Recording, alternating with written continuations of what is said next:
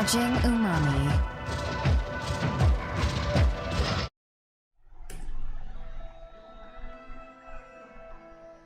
What's up, everyone?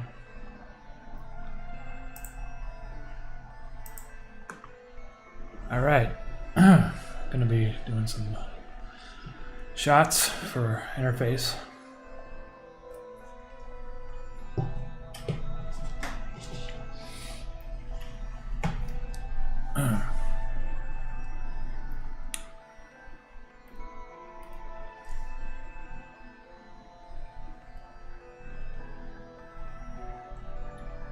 Yeah, hey, Yukon Wally. Yeah, man, Wally. I'm excited to release the soundtrack as well. As soon as episode 24 comes out, the soundtrack will try to synchronize them to come out at the same time. You know.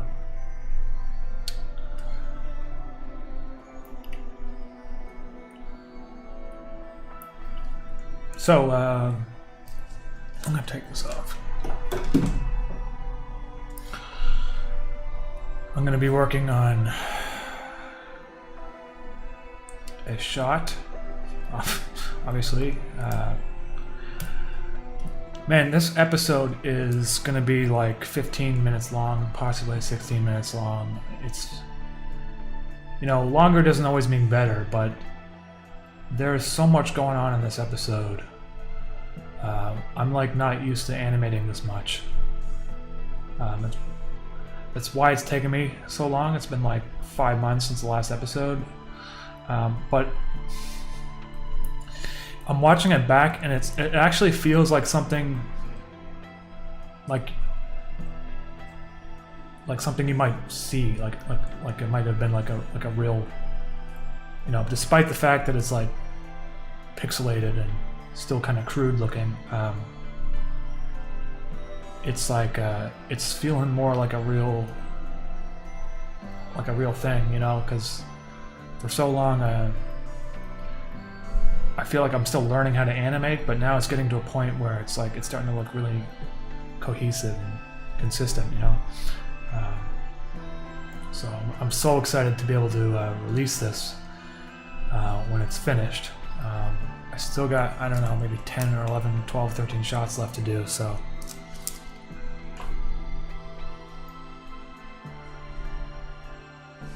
Crimson Heart. Hey, I'm happy to hear that.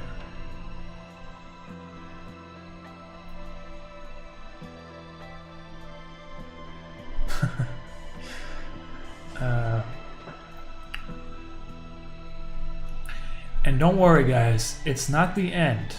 I mean, it's the end of Interface, but I got, you know how I've been like kind of like saying I don't want to start a new series? I kind of have an idea like already, and it's technically Interface Part 3, but it's not going to be called Interface. It's going to be called something else.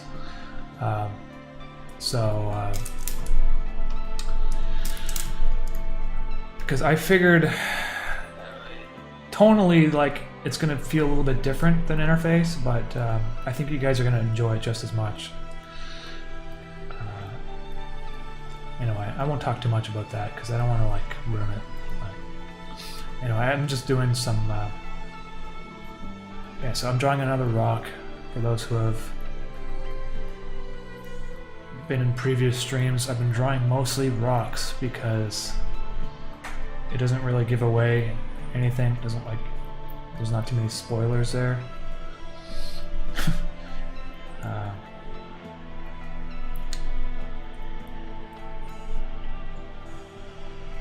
Anyway.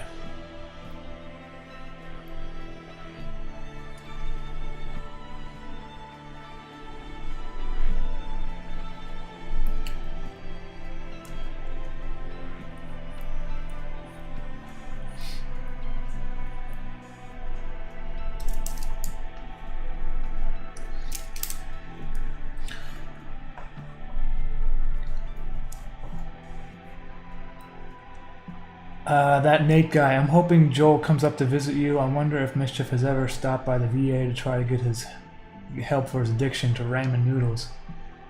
Oh, I think you're talking about Joel Haver? Yeah, man. He will definitely stop by.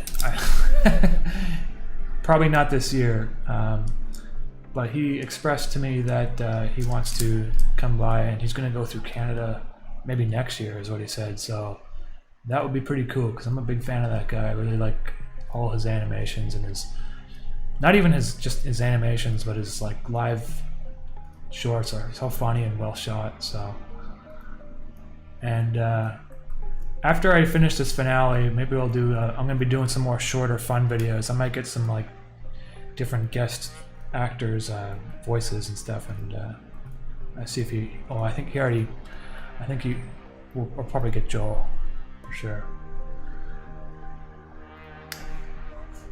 How fresh are you feeling, Umami, and is the finale gonna make us cry? The finale might make you I don't know if it's gonna make you cry, but it's gonna make you feel like kind of like maybe like sad and like worried, and then but then there's also gonna be like a few moments of comedy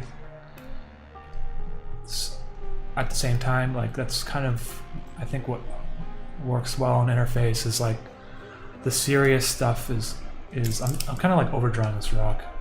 The serious stuff is kind of like paired with like absurdist comedy. So there's just like straight up bizarre stuff happening in this episode. Like it's just weird.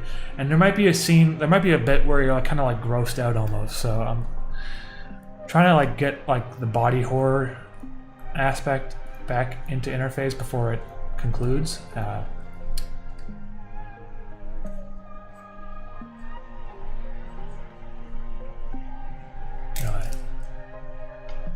This rock has too much like detail. Like sometimes it's just distracting how much detail there is. How many minutes do you think it's going to be?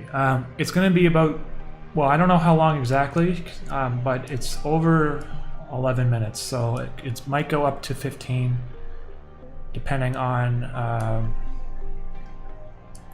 this basically last part of the animation.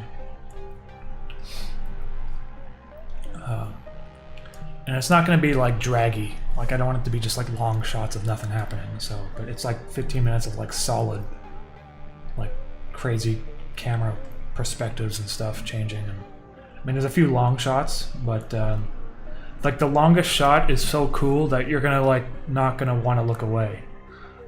I'm really hyping this up. Anyway. This rock is kind of like a boulder. I think the background is there. It's kind of distracting me. I think it needs to be more like a flat rock though, so you'll see why later when I draw in what happens. I mean, I'll kind of like, yeah, okay. Is there a chance that the Mischief plushie will come back?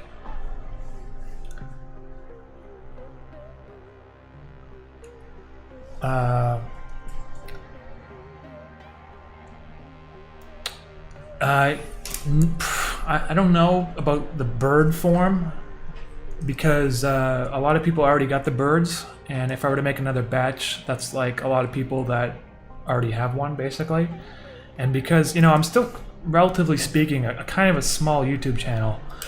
I mean, when you consider other YouTube channels that are capable of making plushies and stuff, like I have to like make a huge batch of them at once. So if I'm gonna do another plushie, it might be like a long, like a stretched out version of Mischief that you kind of like wear around your neck or something. Or maybe I might do a frog. I'm not really sure which one. I think the long version of him seems a little bit more appealing to me now. Unfortunately, these birds have been sold out, and the series is kind of getting popular like after they've been sold out.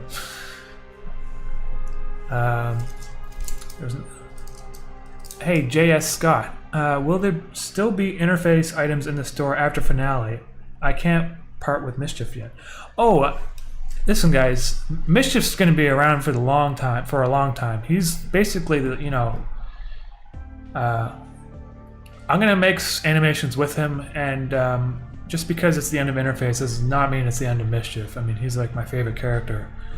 So he's going to be around for quite a while. I mean, there's going to be other characters, like the Soup Son's going to make a resurgence.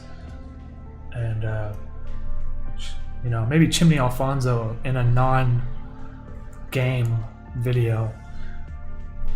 Novakin, did you intentionally make the mechanical Sacrofortis able to spell 4 specific names? I did not intentionally do that, but I'm kind of curious to what you're talking about, so post the names because I'm really curious. You know, a lot of this stuff is just kind of creative, what do you call it? There's a specific word for that, but you know, I do a lot of things intentionally, but there's a lot of things I don't do intentionally, and then people in the comments mention it afterwards, and I'm like, well, that's kind of cool coincidence, you know, or defeatism. No worries, man. Have a nice sleep. Will this be the last we see of Henrik? I mean, I don't want to really say, but I think it might be kind of obvious that his story is kind of getting to a point where it needs to conclude, and I don't know if it's the end of Henrik, but you know, the whole kind of like family storyline that is about him, I think I've said as much as I can say about that, really. So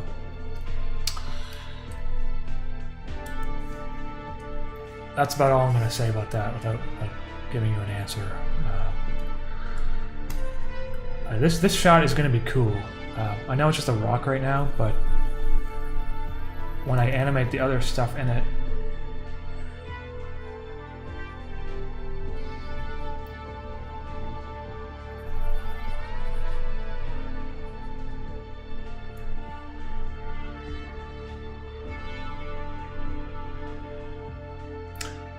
Gia Dakin, I love how perspective changing your material is. Hey, thank you.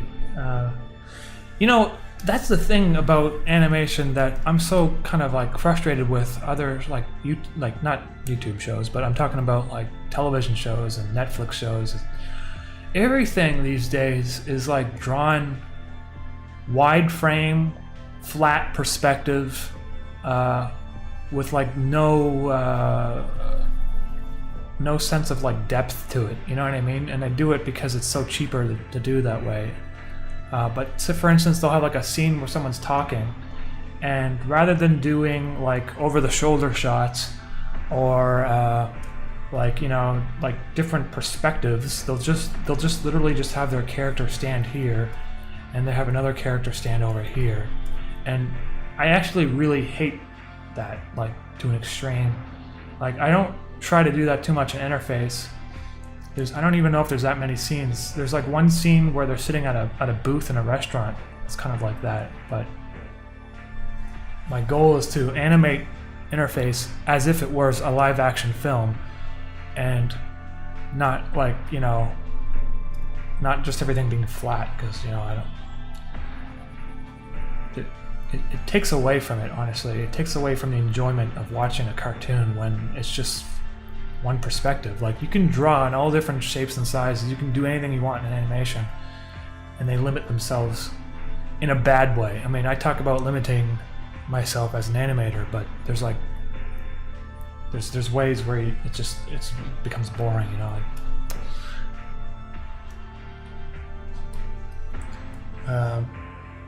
Follow up to the 4 names question, was the 1 year, 1 month, and 1 week anniversary posted that episode kind of intentional, or Amazeballs intentional? Hold on.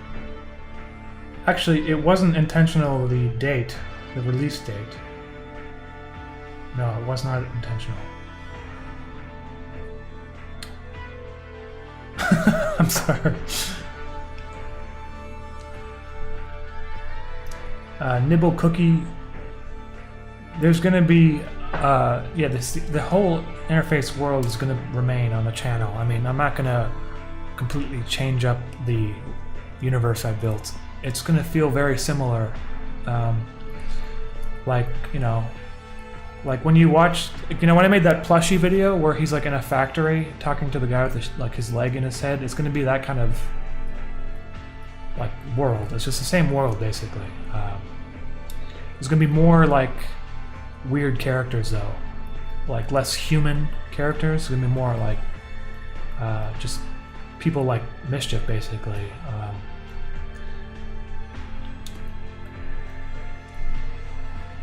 There will still be some humans though.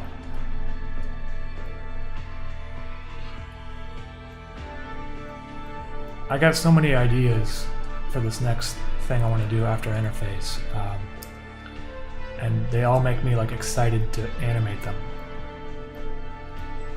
So it's probably a good thing. But this episode has been brutal, man. I've been working on this almost every day for the past 5 months, like especially this last month.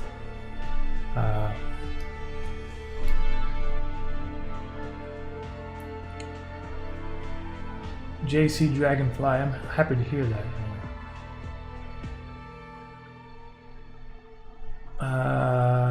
Haven't heard of the game Death Trash, Jonathan Hunter, no, sorry.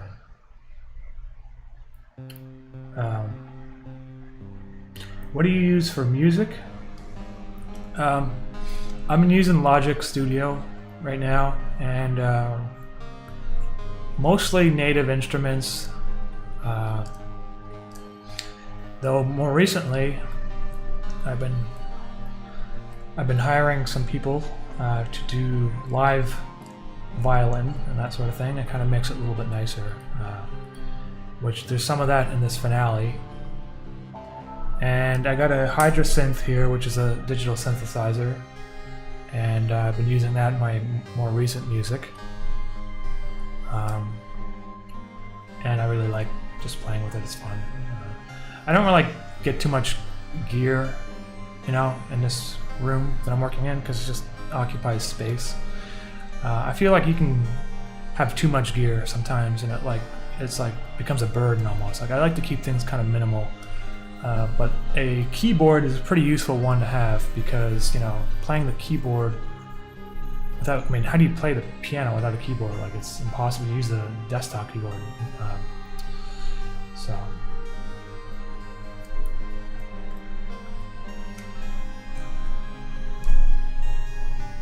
Steve Dixon, hey man, thank you for that. Appreciate that a lot. Yeah, so Hex System, for some people who don't know, is like the name that I use for my music. And so I released all my music under that name, including the interface soundtrack, and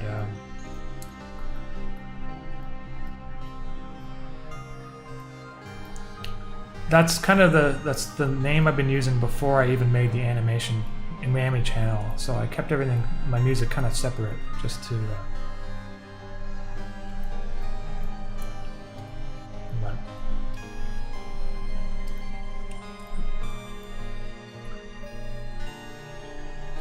Hey, so the 4 names you can spell with the letters in the mechanical Secofortis: Chris, Cornell, Kim, Thay. Hiro, Yama, Matt, Cameron, the original 4 members of Soundgarden. What? Man, how did you figure that out? I don't understand, but that's a really strange coincidence. That would have also been a really strange Easter egg for me to intentionally put in there, but thank you for pointing that out.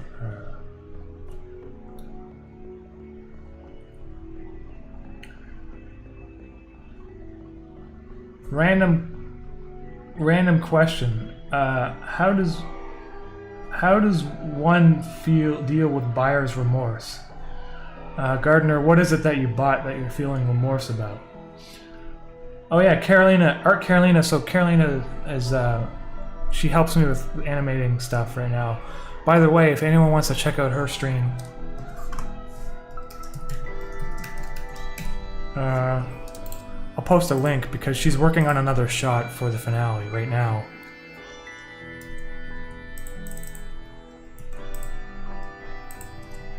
If you guys are interested, you can bounce back and forth.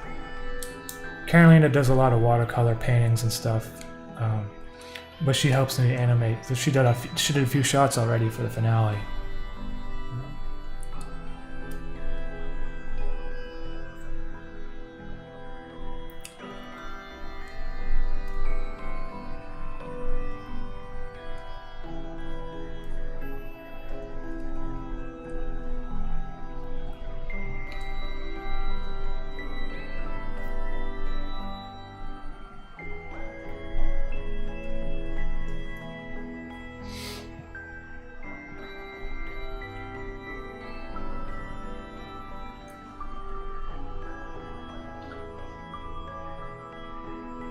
How much has your initial vision for interface shifted, if at all, to what it is currently?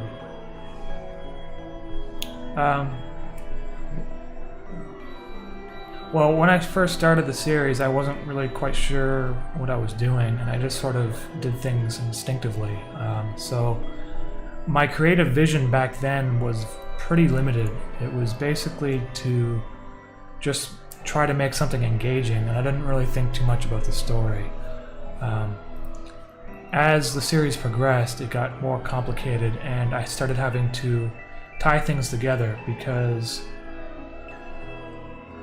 I don't want to create a web series where random things just happen all the time and there's no real purpose to it all, which I could have done that easily, just made strange shit happening to Henrik the whole time, and I'm sure it probably would have been fine and people would have still enjoyed it, but I feel the fact that there's a whole story to Henrik's character that needs to be resolved made Interface a lot stronger than what it would have been had I just made things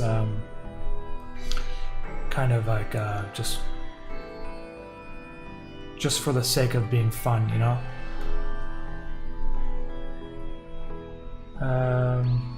Would you consider doing a deluxe release of all 3 volumes of Interface once it's all done? I might do that, but it might be a couple years. You know, the reason why I'm keeping it like part 1 and part 2 separate is because like a lot of people already bought like part 1 on vinyl and stuff, and so just having them, you know, if they wanted part 2, they can just buy it and have to like, you know, because it's kind of expensive for me to make vinyls. I honestly don't even make that much money off of the vinyls. I do make money off of like the CDs and stuff, but the vinyls are like so expensive to make, and the shipping cost is quite high. So I do make money off of them, but it's not like, you know, it's kind of like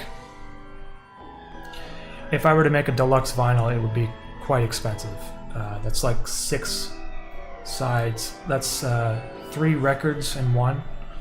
I would have to sell it for like probably $60,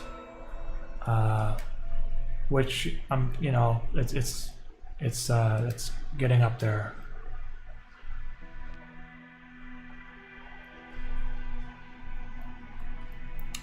And I already have like a room full of vinyls that I need to sell, so especially with these new ones coming up. So it's going to be a while. It might be a couple of years if I ever did something like that.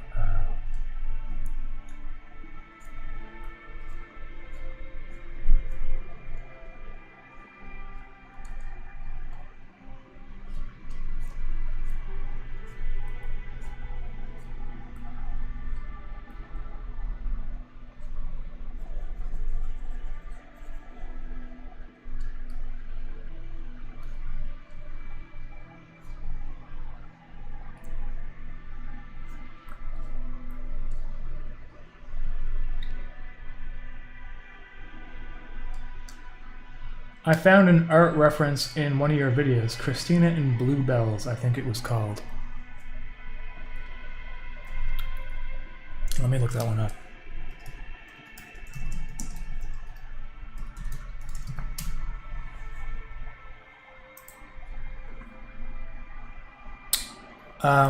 There is a painting called Christina's World, if that might be what you're referring to. What's the backstories for Henrik's Eastern European sounding surname, Umami? So Henrik is Polish, and he's like the Polish Canadian immigrant. And he doesn't, I don't know if he looks Polish because he's got red hair and stuff, but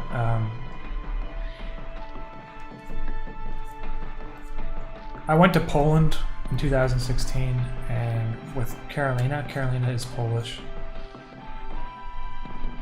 And I just felt that it's not really an important aspect to his character, but just making him like kind of, just giving him like some sort of identity makes him a little bit more unique, more realistic, you know, in some sort of way.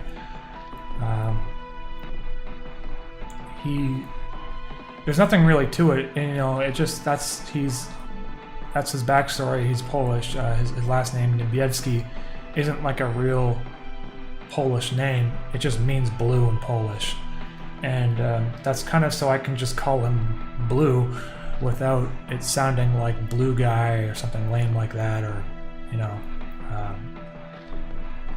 I didn't want to give him like a real name because he's supposed to represent more than one person. He is himself as a character, but he's kind of like a metaphor for a lot of different people. And I also feel weird about giving people like characters like real names because you know, there's a chance that someone out there has the same exact real name, and it just might be weird to like, especially if it's specific, you know, like a specific Polish name, you know, and there's like one guy out there looking up his name on Google or whatever, and he like finds this whole web series about him or something. Or, I don't know.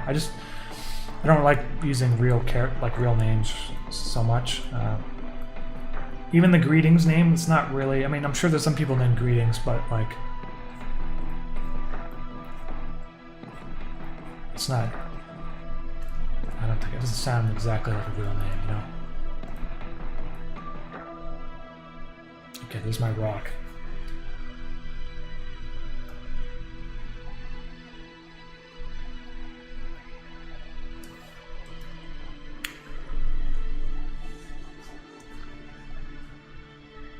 What's your take on the vinyl record versus digital sound debate? Do you think it doesn't matter anymore because it's all vinyl recordings of digital media? Assignment Spaghetti, I don't think there's any audible difference between a vinyl record and a FLAC file or a WAV file. The thing that I do appreciate with vinyls is that I do kind of like the crackly pop sounds, and just having a physical piece of music is more enjoyable than just playing it in Spotify. And you can look at the artwork, and the artwork's nice and big, and you kind of appreciate it more. You treat it more as a piece of art rather than just something that's in your Spotify playlist. And that's really why I think vinyls have been coming back more recently. You know, it's another way you can also support the artist rather than just streaming their music on Spotify, you know? So that's why I do like vinyls. I don't even know if the debate's like that important, honestly. Oh, this camera kind of moved. Let me just move it.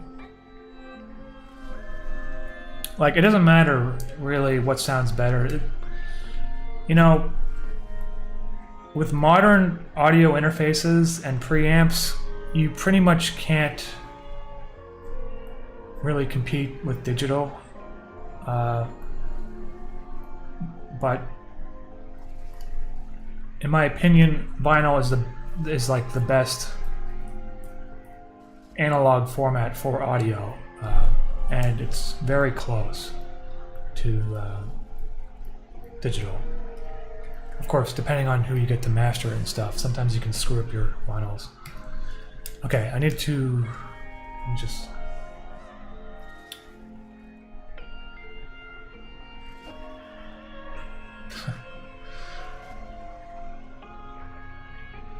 Have you done or plan on doing any sampling in your music? Lucas Miller. I've done some sampling for the Metempsychosis album, which is featured like Jim Jones and stuff in the People's Temple. And the reason why I sampled that was because it was interesting, but also because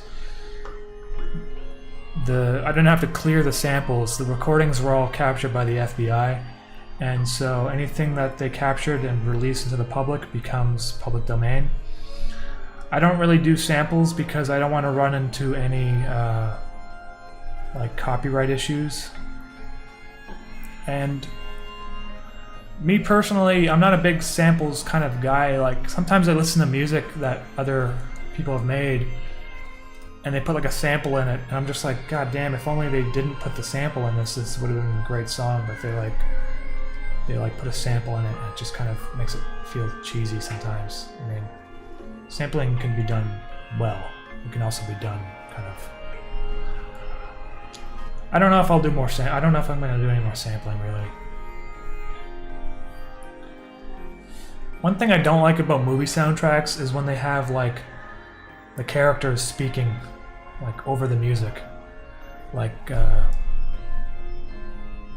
Hannibal Lecter soundtrack has really nice music, and then all of a sudden you hear like Anthony Hopkins talking, which, no disrespect to Anthony Hopkins, he's a great actor, but when I'm listening to like music that kind of sounds like classical, I don't want to hear him talking about fava beans and, you know, eating people's eyeballs and stuff.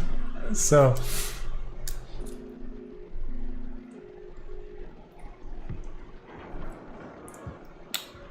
Umami soup. I base my entire identity on the soup of your episode about Campbell's soup online and in real life. Well, I'm happy to hear that, Umami soup.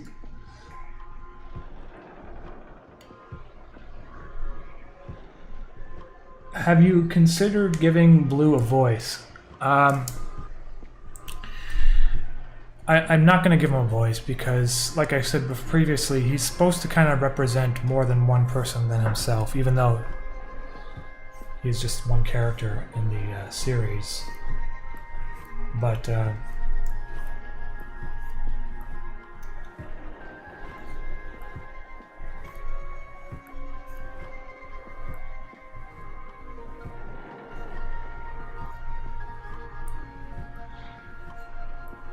at this point, if I were to give him a voice at the last episode, I think it would come across as kind of cheesy, so I'm not going to do it. Also, then you would like hear his voice and be like, that's what he sounds like, or... You know, I think the strength of his character, part of it comes from the fact that he doesn't say anything. And so I'm just going to keep it that way. That is what makes him a little bit unique from my other characters. He doesn't really say anything. There's like that Barry guy that doesn't really say much either. But that's not like he might talk if I make another bonus video with him. So I gotta draw Henrik now.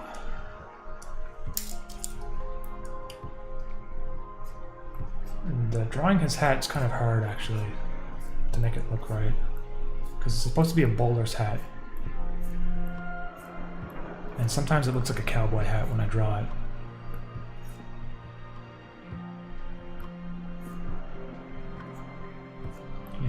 It's actually pretty round on the top.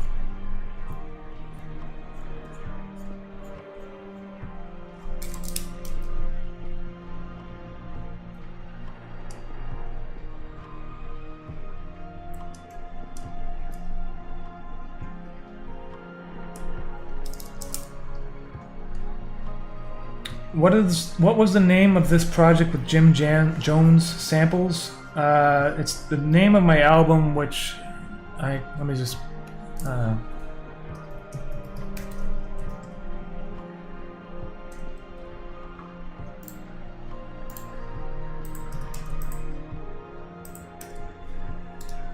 if you go there and you scroll down, there's an album with, it's got like a red artwork in the bottom called Metempsychosis. And it basically means transformation of some sort. And the whole album is sort of themed on the People's Temple craziness that happened. And it kind of sounds like a creepy album because honestly that whole event's just a really bizarre situation. If anyone read about like Jim Jones and the People's Temple, it's like basically a cult. And that's the one where everyone drank Kool-Aid, so that's great. If you heard that before, don't drink the Kool-Aid, whatever, it's like that's where it came from. Because he had Kool-Aid and he was like convincing everyone to drink the Kool-Aid so that they can like go to the next part of their life or whatever, which was to kill themselves. It's just really messed up. You can read about that on Wikipedia. Anyways, I was listening to the samples, like the audio recordings from the FBI, and I just thought it was so kind of, it was like creepy and weird. And the thing about it, it was recorded on these old like tape reel-to-reel recorders, and it had a lot of like echoing and like doubling of the audio because it was like taped over and stuff. So just the audio itself was just inherently creepy sounding, and then the subject matter was also creepy. So I thought it was kind of cool to sample that, but that's about the only thing I really sampled in any of my music. There's I think there was an EP where I sampled the Conant Project, which was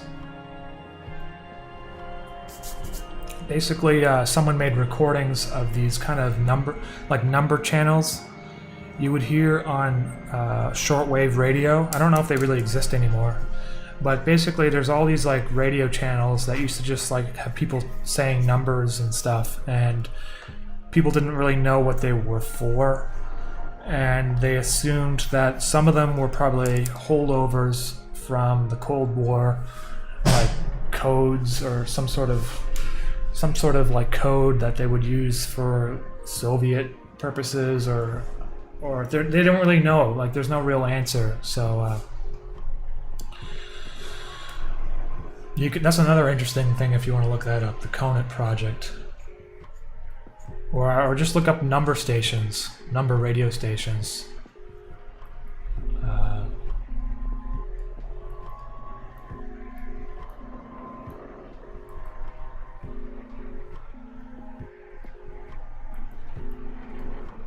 I'm kind of like freehanding Henrik right now, so I don't know if it's going to look right.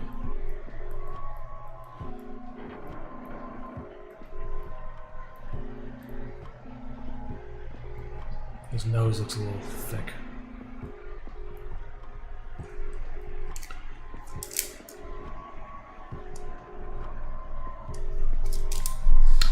Bridger Kaylee, hey, love your work. Thank you very much, Bridger. Thanks, appreciate that.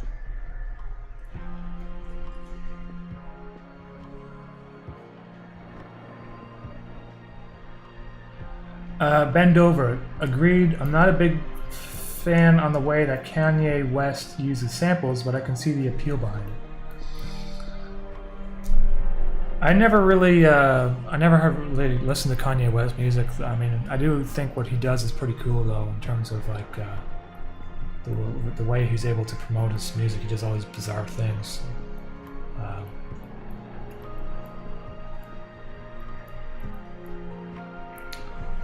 I'm just gonna get rid of the rock for a second so I can draw his face.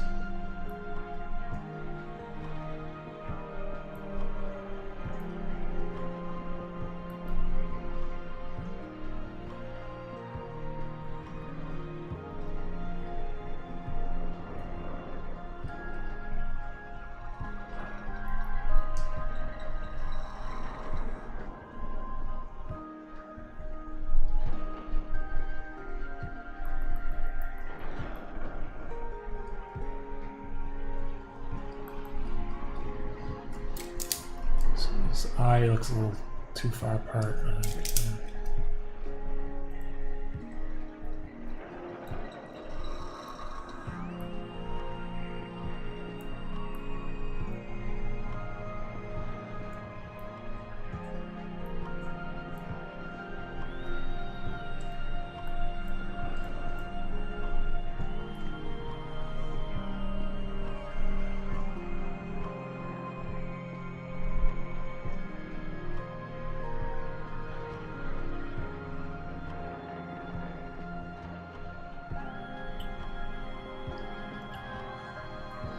Uno Zig, thanks for that.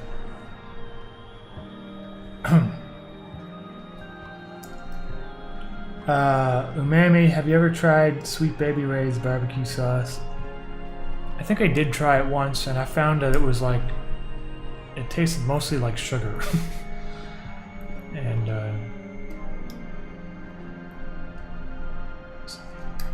I don't think it's the best barbecue sauce if it tastes mostly like sugar. You can get like more concentrated, darker flavors, and if you want to make it sweeter, just add some brown sugar on top. That's usually what I do if I don't make ribs that often.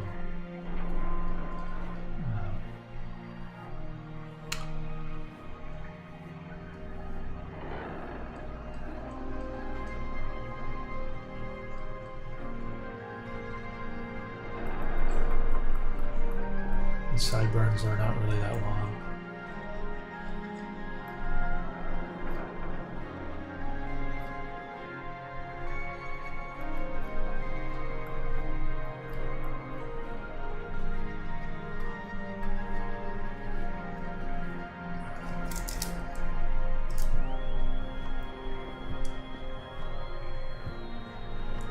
I think because the back of his hat is a little big too. His hat's looking kind of big. Just shrink it down a little bit.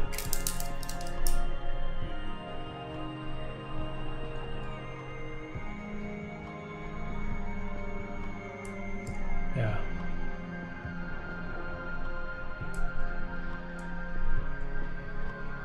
Now this thing is too big because it looks like a cowboy hat almost. You know, with the bowler hats, they kind of go up on the sides, but not quite that much. I guess his hat's kind of, it's not really a bowler hat. It kind of looks like I'm supposed to be drawing a bowler hat, but it ends up looking kind of like a fedora sometimes. But whatever, it's fine.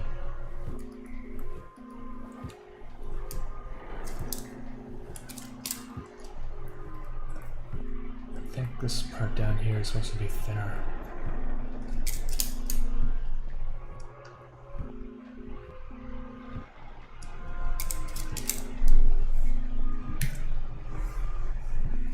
Hey, I just saw your comment on a video of Silent Hill music.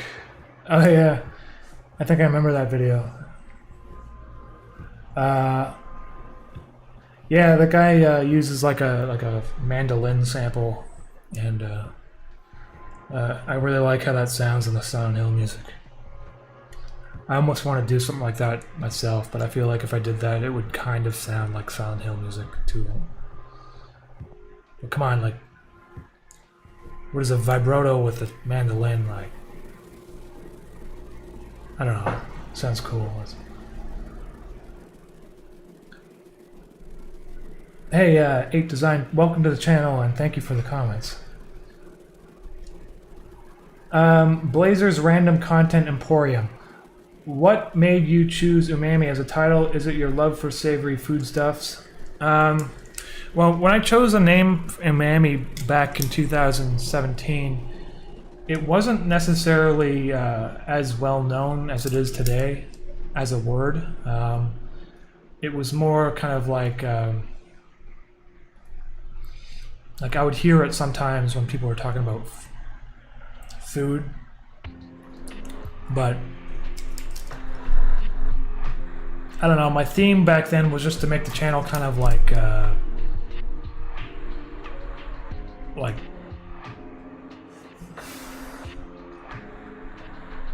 meat flavored or something, you know, but without like using the word meat.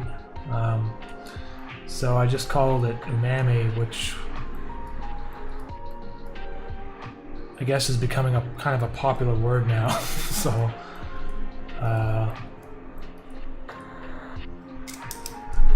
and I didn't really think too much about it, really. I just kind of chose it because I wanted to choose something, and it stuck. So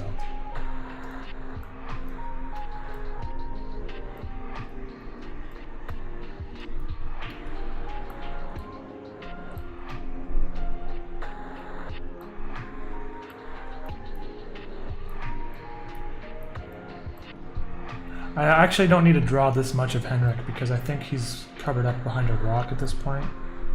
So I'm just gonna draw the shoulder here.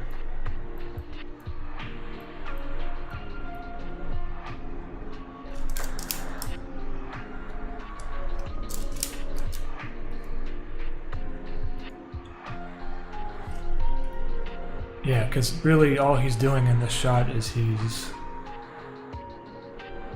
just basically doing that. So I feel like one of his eyes is too far to the left.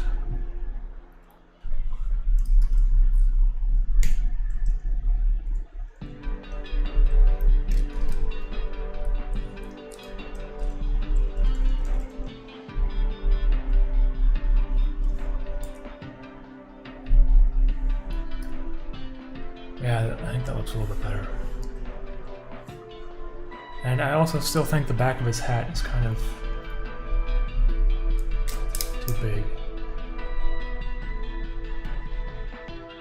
I usually make his hat too big for some reason.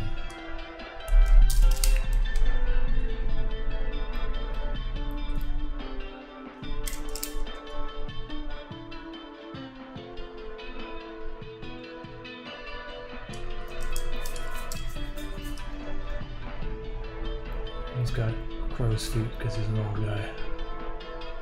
He's got a mole like over here. And his chin kind of does go down, but he's got like a protruding chin.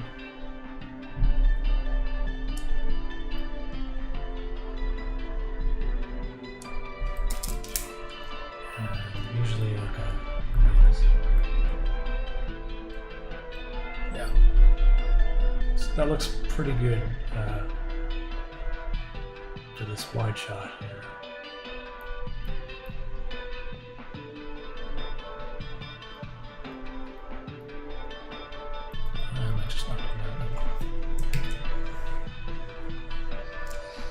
Paul Erols Palacios.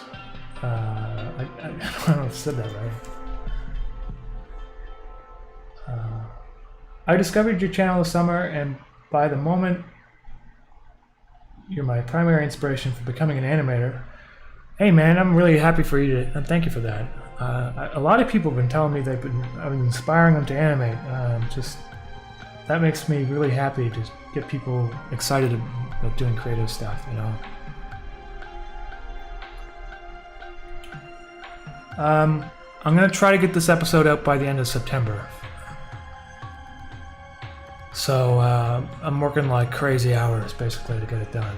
Cause you know, it's been a while, and I'm going away for a week at the end of September, so I want to like finish it and release it, and then come back after a week. I don't want to be like push it back by another week, you know.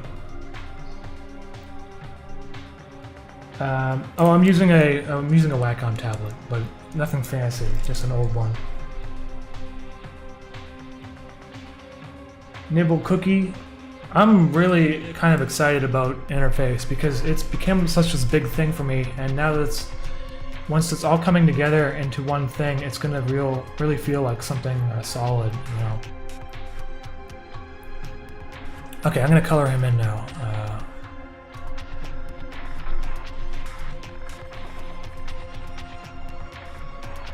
Usually I start with the gray color, even though he's mostly blue, just because it helps me like figure out the lighting.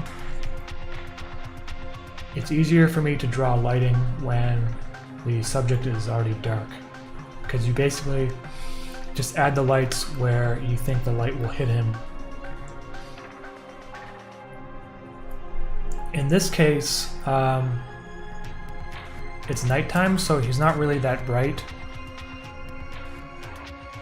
However, I might do something where this portion of his body is completely in shadow, and when he gets over the rock, the lighting might become more visible. And in which case, well, I have to do that in After Effects because it's kind of difficult to do manually. But for now, I'll just color him in.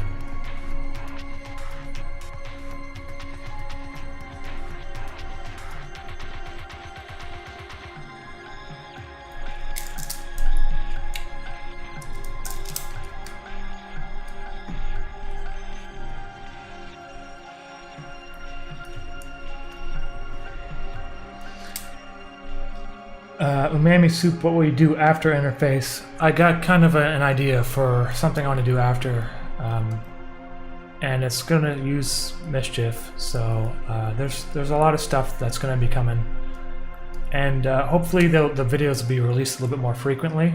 It's just that this finale is like so epic, like it's taking me so long. But I want to go back to a kind of a more normal upload schedule, so you guys aren't waiting like half a year before I release something.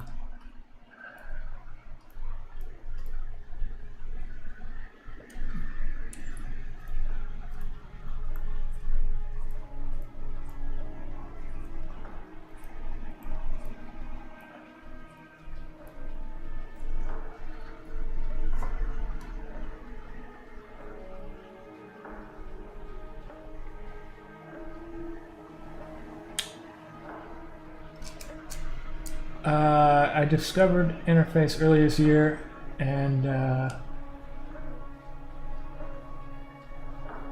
I adore the way the art in the 3D and the 2D blend. Hey, Token Fact Dumb One, thank you for that. Salo A, I think it's important to be, you know, you don't have to be pleased with your artwork all the time, but I feel like at a certain point you have to learn to accept that you need to move on from whatever it is and make something new. And by doing so, you should feel a little bit pleased with yourself or whatever it is that you're doing. I mean, you don't have to be like, you know, patting yourself on the back, but if you do something creative that's like a long ongoing project, you should definitely feel like a bit of a,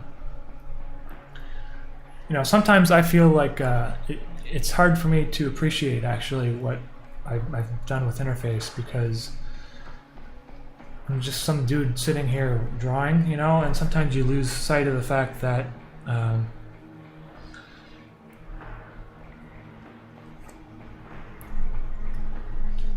but I think it's healthy that, you know, you don't have a negative relationship with your artwork, so you should feel some sort of satisfaction from stuff that you create, you know.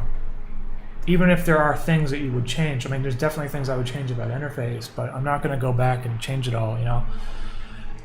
At a certain point, you need to let go.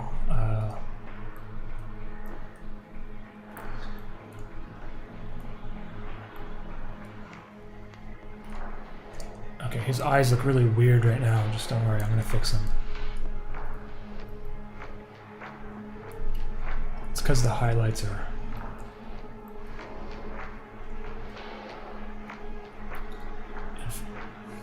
In fact, his whole face looks kind of weird right now. His nose is too big, I think.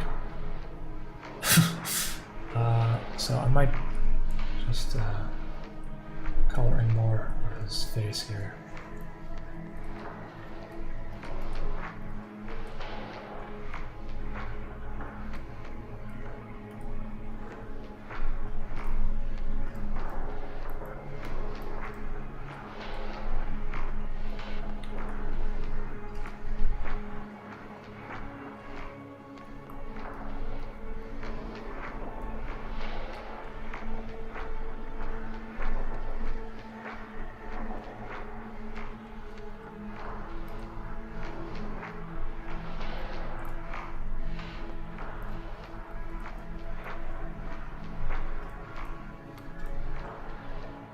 starting to look a little bit better.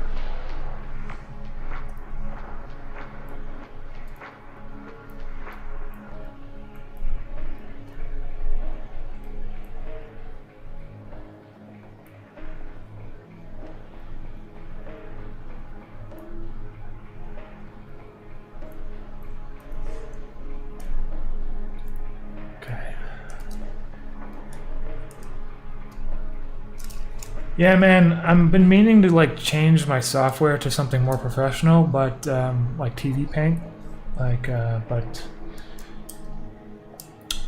I didn't want to like change my workflow like halfway through making the web series, and so I'm gonna like try some new software after Interface Part 2 is finished.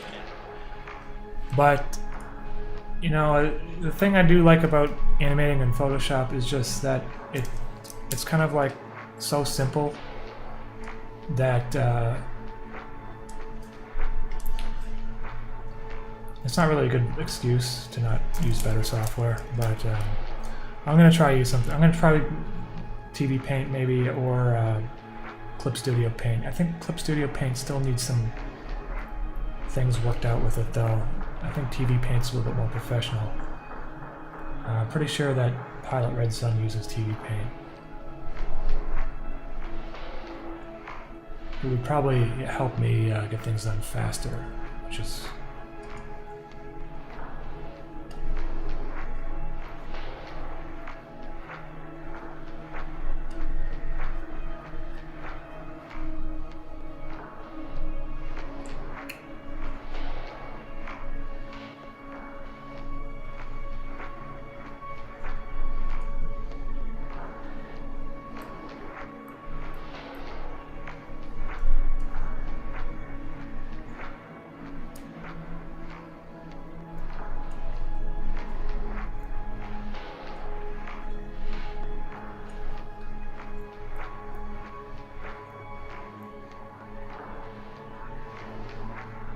He's starting to look like Henrik now.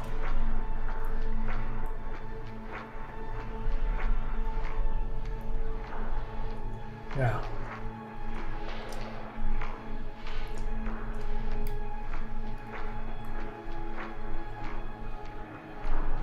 Back of his jacket probably be in shadow though.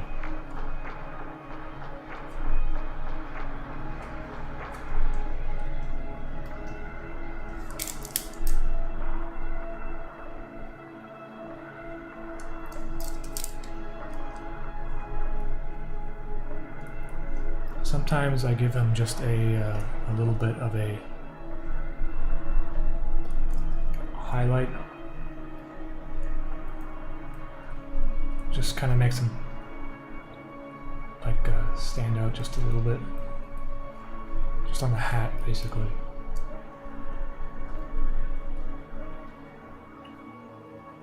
Now you can see how the lighting looks wrong right here because there's a big rock in the way.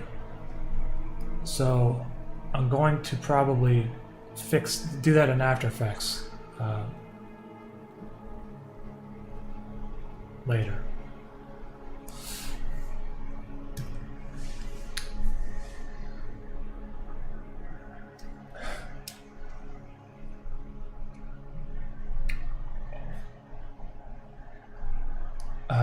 MIG-RF. I've definitely seen Nexpo's video on Interface. He was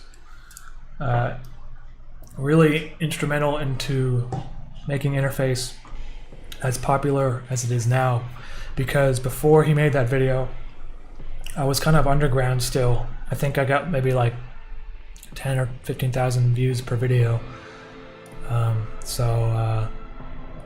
I did see his video, and I thought that he was pretty close in some regards on some things, but from my intention, but it's not perfect, but which is fine because everyone interprets it a little bit differently, and that's the way it should be, I think, you know.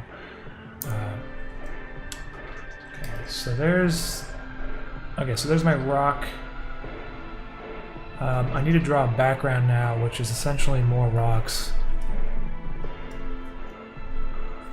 but I'm going to keep it kind of simple.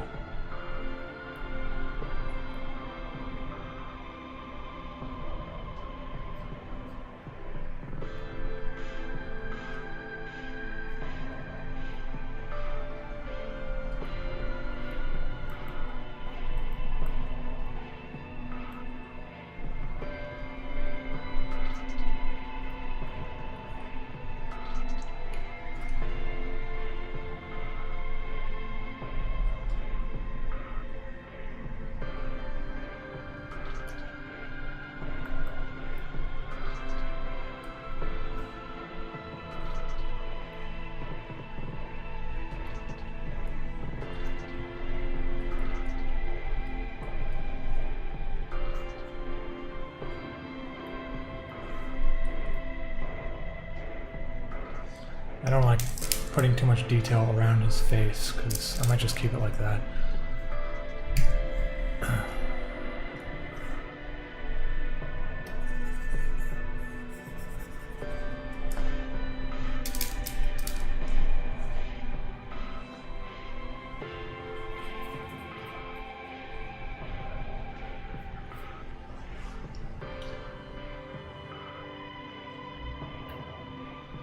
Will you give an announcement before the last episode is posted so we can go back and rewatch previous episodes?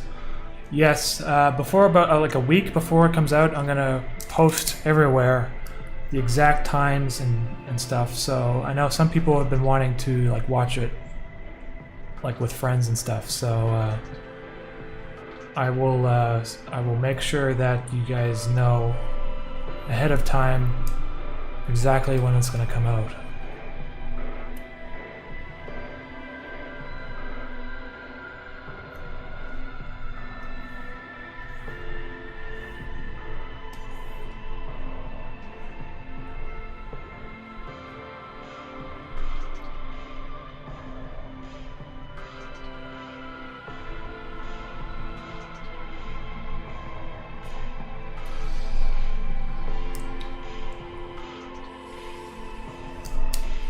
Brandon, did you ever play PSX games Loaded and Reloaded?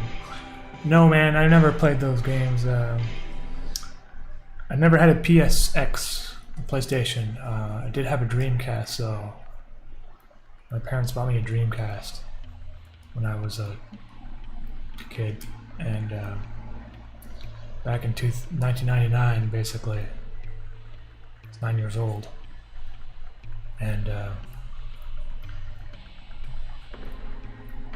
then my mom bought me this game called Shenmue, which is like, it was like one of the first open world games ever at the time. I think it cost like $70 million. And it's like an awesome kind of like, it's got like a story, but it's like Street Fighter with a story. And the story's pretty decent. And then Shenmue 2, I played it like a Japanese version. It wasn't released on Dreamcast to the North American audience, but Shenmue 2 was even cooler than Shenmue 1 because you go to like Kowloon and you have to do all these like kind of like street fights with people in order to, and you have to like deal with organized crime and stuff, and in like China and stuff in the 1980s. It's just, and the thing about it was that it was well done. It was like, it wasn't like cheesy or over the top. It was like, it felt realistic almost at some, and that's one of my favorite video games actually, is Shenmue. And if you were to play it now, it might feel kind of dated, but at the time in 1999 or whatever it was like mind-blowing. And honestly, the graphics are still pretty good, like to this day, which for a Dreamcast, like what the hell, that game was ahead of its time. That being said, I saw some of the reviews and the trailers for Dreamcast 3, which is the same creator, trying to continue the story, and it just doesn't look the same. It kind of looks goofy. The characters look kind of cheesy, and It doesn't have the same kind of like pseudo-realism that the first two had. So I'm not sure if I'm ever going to play the third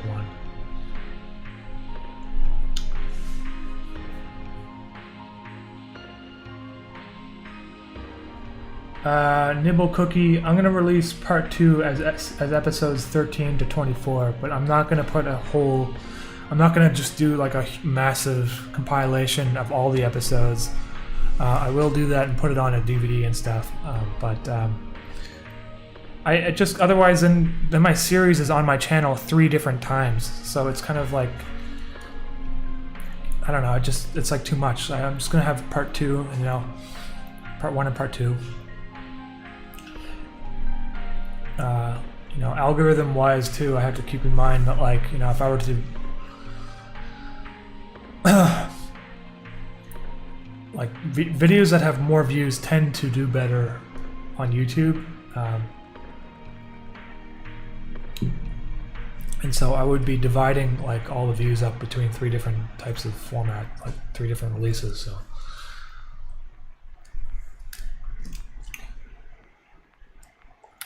Chad Cole, was Mr. Greetings on the same ship as Mischief during 1943?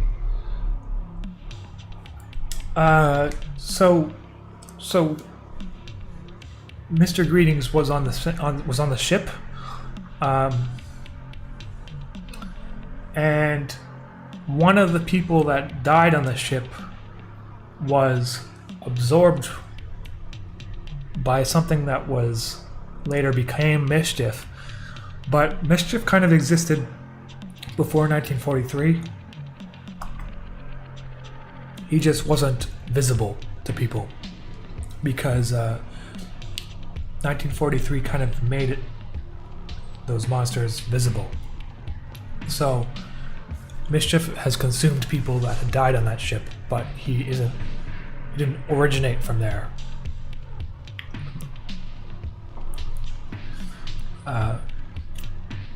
It's kind of confusing, but that's where the backstory of Dreamland comes into play, which is Dreamland was the theme park that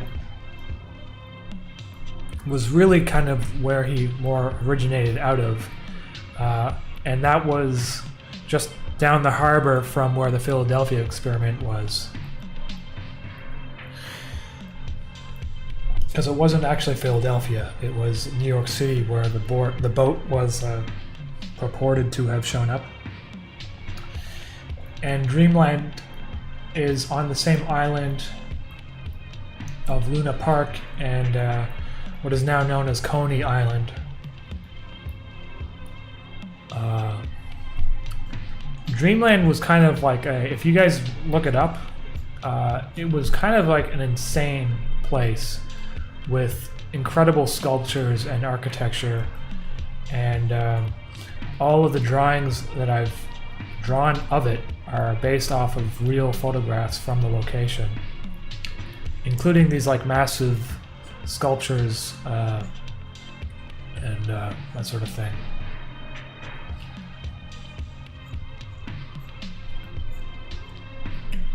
You know, it's like what we have our ghost stories right now, but say for instance some sort of event like 1943 and Interface were to have occurred, you would see these ghosts and stuff in your daily life. That's kind of the idea behind that.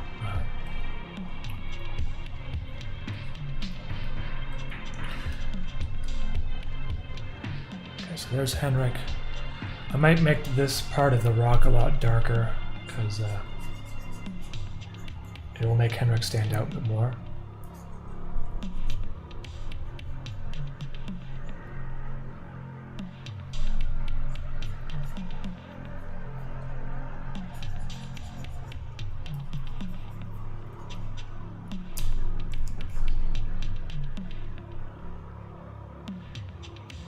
Nick. Will you ever bring back the plush bird Mischief? Hey, thank you, Nick, for that.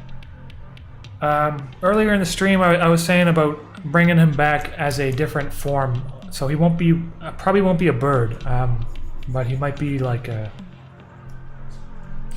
Like I might do a full noodle version plushie. Like imagine this, but like him being longer, right?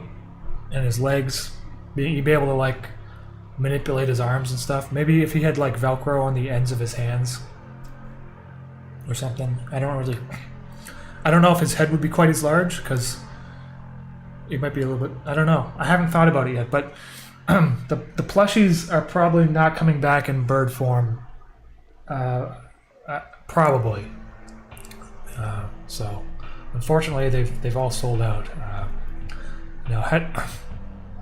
should have ordered more, really.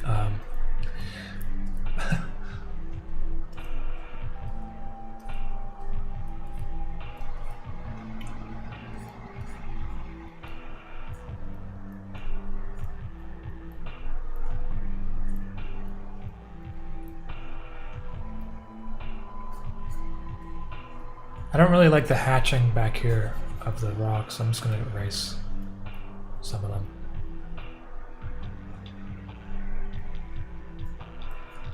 Yeah.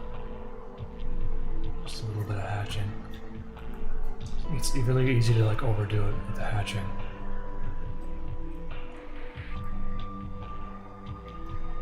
Okay, there, that looks better.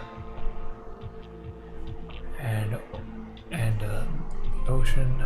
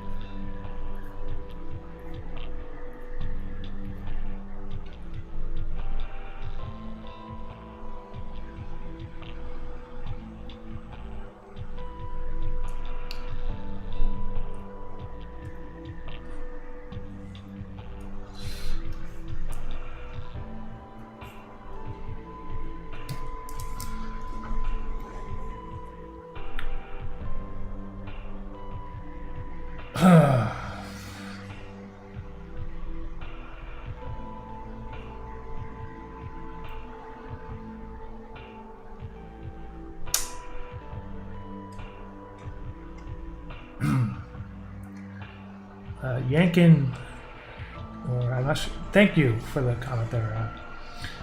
Uno Zig, what's a quote that stuck with you over the years?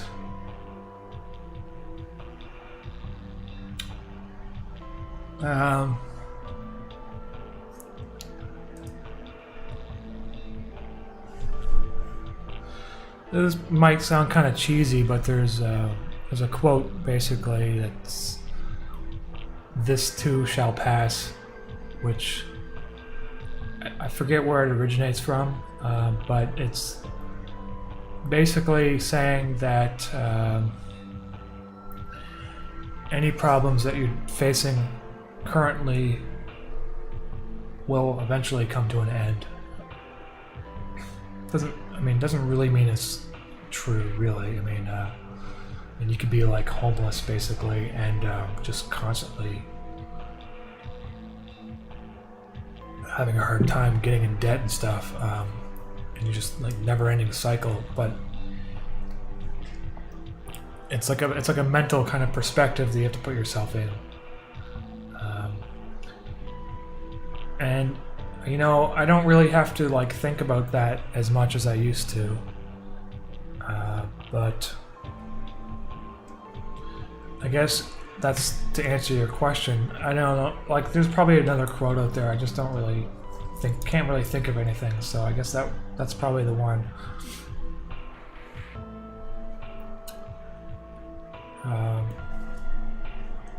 Okay, so I got Henrik here.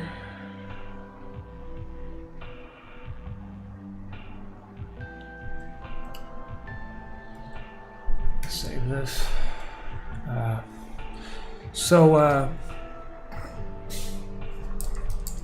Now, for anyone who's watching the live stream right now and they don't want to see a spoiler, I would suggest turning it off, and just, because I'm gonna draw something that it's not gonna like ruin anything necessarily, but you're gonna see something that's gonna happen at like the end of the episode that it might be considered a spoiler. So just keep that in mind.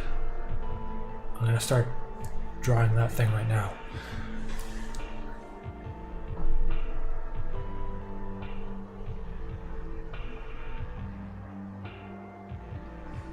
Do you read manga or comics, Umami?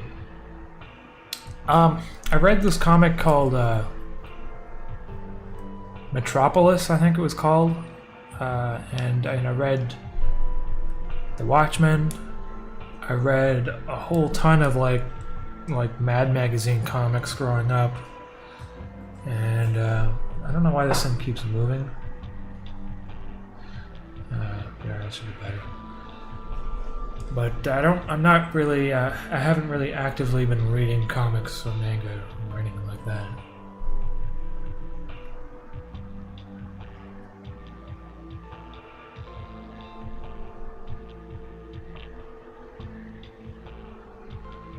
Banana bread. This too shall end is also a sad quote. Good times end too. Exactly. And I don't know, it kind of feels like the theme of Interface in some ways, you know? Like, yeah, Hendrix lives forever, really, I guess, but, you know, a lot of the events that he had lived through have ended. And that's partially what makes him so sad.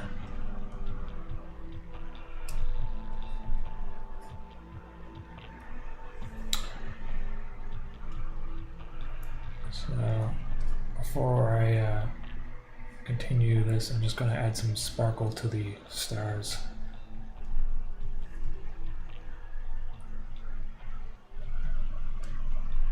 So they kind of glimmer.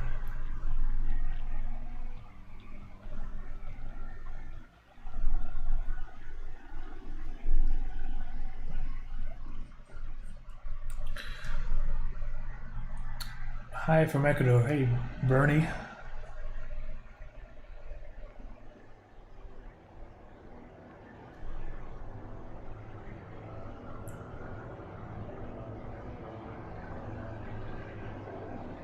Oh, Solo A, your quote is, "Don't ever tell anything to anybody. If you do, you start missing everybody." That's an interesting one, Solo. I'm not really sure what that means, though. Like, I did read that book a long, long, long time ago.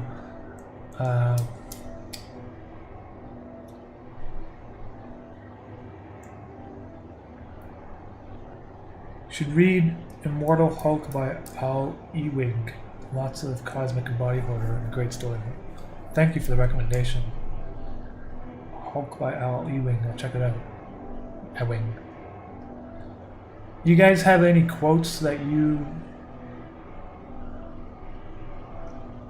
remember over the years, like a memorial, like a memorable quote for yourselves?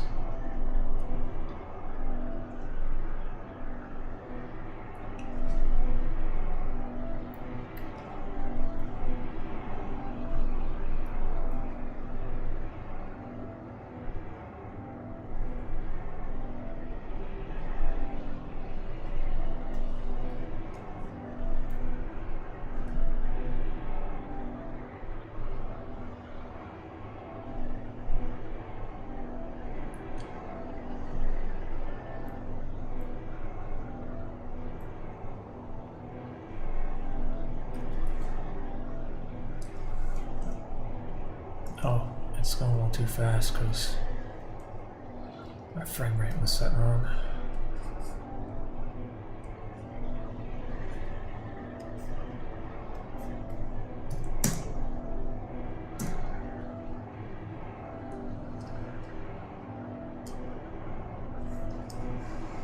Caldore, thanks for that. Matthew Cable, my quote is, how many apostles... No, sorry. How many Aristotles are sheep herders and how many sheep herders sit on thrones.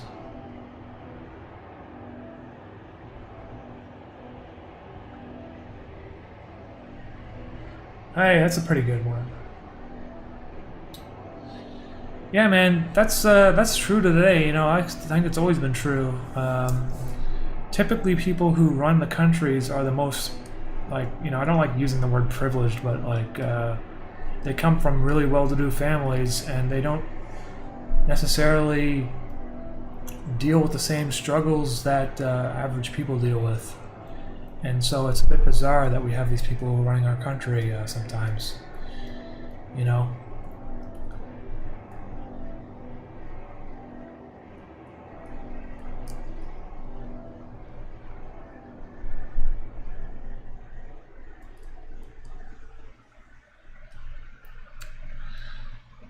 Okay, there we go.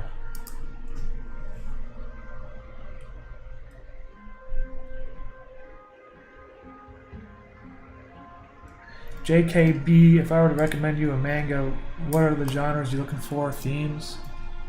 I guess, like, I don't know, I kind of like reading about stuff that has some sort of, like, psychological bent to it, whether or not it's something, like, I like reading about, like, Carl Jung, and I also like reading about space, like space exploration, and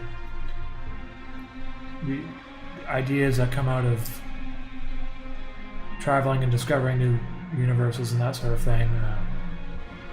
So I don't know if there's anything like that.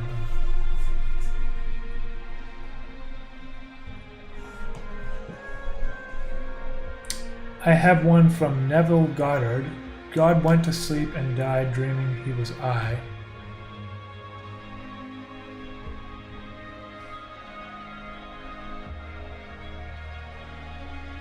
That's an interesting one too.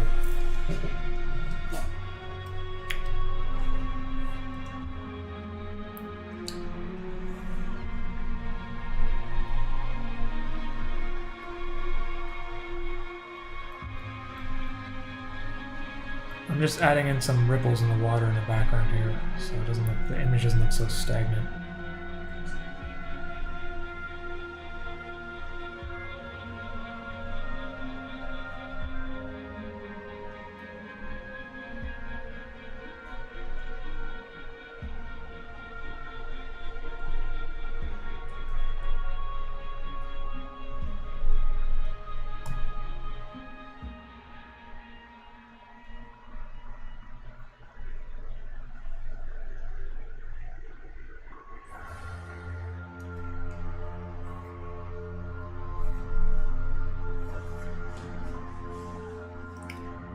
Yesterday is history, tomorrow is mystery, and today is a gift. And that is why it is called the present, from Kung Fu Panda. Man, I don't know what was going on with Spotify a couple months ago, but I was like listening to music and it would just like change over to Kung Fu Panda 2 soundtrack. And it would make me like irrationally upset sometimes, because it sounds like a movie soundtrack, like really, like I like listening to movie soundtracks, but not like movie soundtracks that sound like movie soundtracks. Like, you know, one of my pet peeves I have with movie soundtracks is every time there's an action scene, they're like, the composer's like first inclination is to just like break out the drums and do some crazy like and it's getting to a point where like every goddamn action scene has like crazy drums in it, and it like takes me out of the movie, because there's other ways to express action without doing this really kind of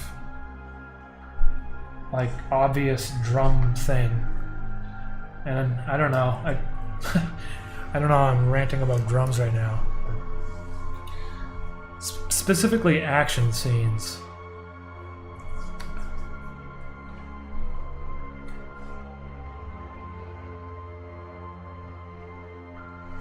You forget 1,000 things every day. Make sure this is one of them.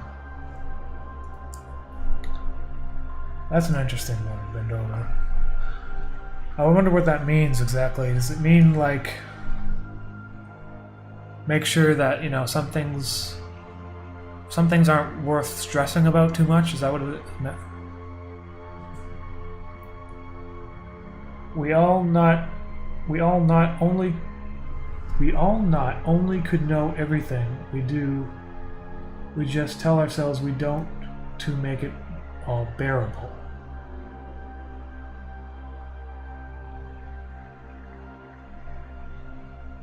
We all not only could know everything? I feel like I'm reading that wrong, like it's just making my brain like short circuit. But I think I know what he's kind of getting at though, basically. It's like we tell ourselves that we got the world figured out to kind of make it bearable, but the reality is like we really don't know anything beyond like our existence on Earth. Hey, Demo Gordon, what's up? Brit Word. One of my favorite quotes is a line from Troilus and Cressida by Shakespeare.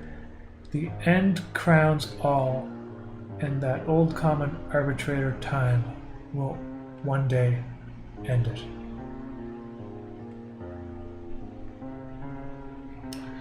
Yeah, man. That's kind of like the deal with Mischief, honestly, because he sort of represents like death in some ways, and that's what kind of makes him like unbeatable, because as a metaphor, he's always going to win. You know what I mean?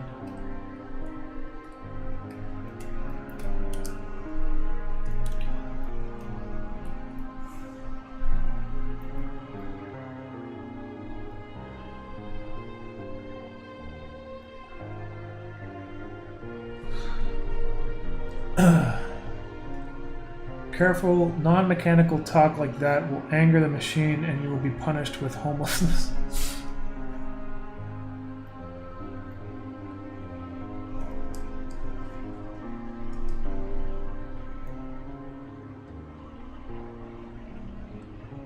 I don't know, man, like, I feel like some of the themes in my series are becoming reality, like, quicker than I would have hoped. Like, you guys like read about what's going on in Australia with like their surveillance program?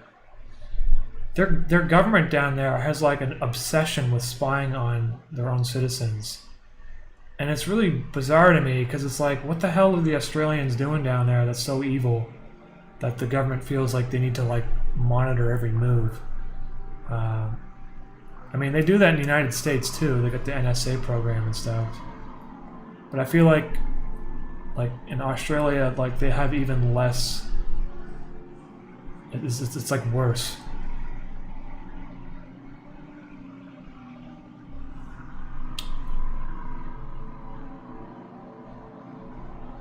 You know, I don't really know what the escape is with this stuff.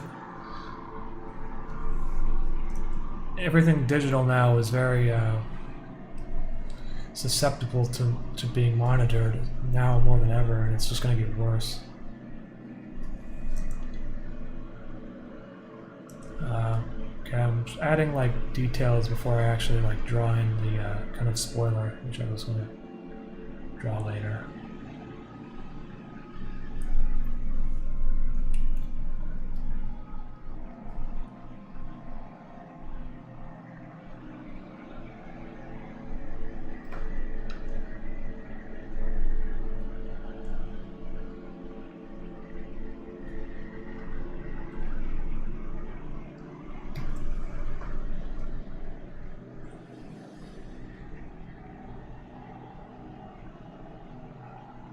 Love is the king of the youth and the tyrant of the elder. Louis the 12th, I think.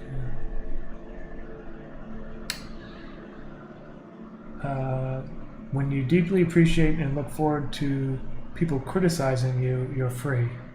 Byron K. Hey, that's a good one. I like that one.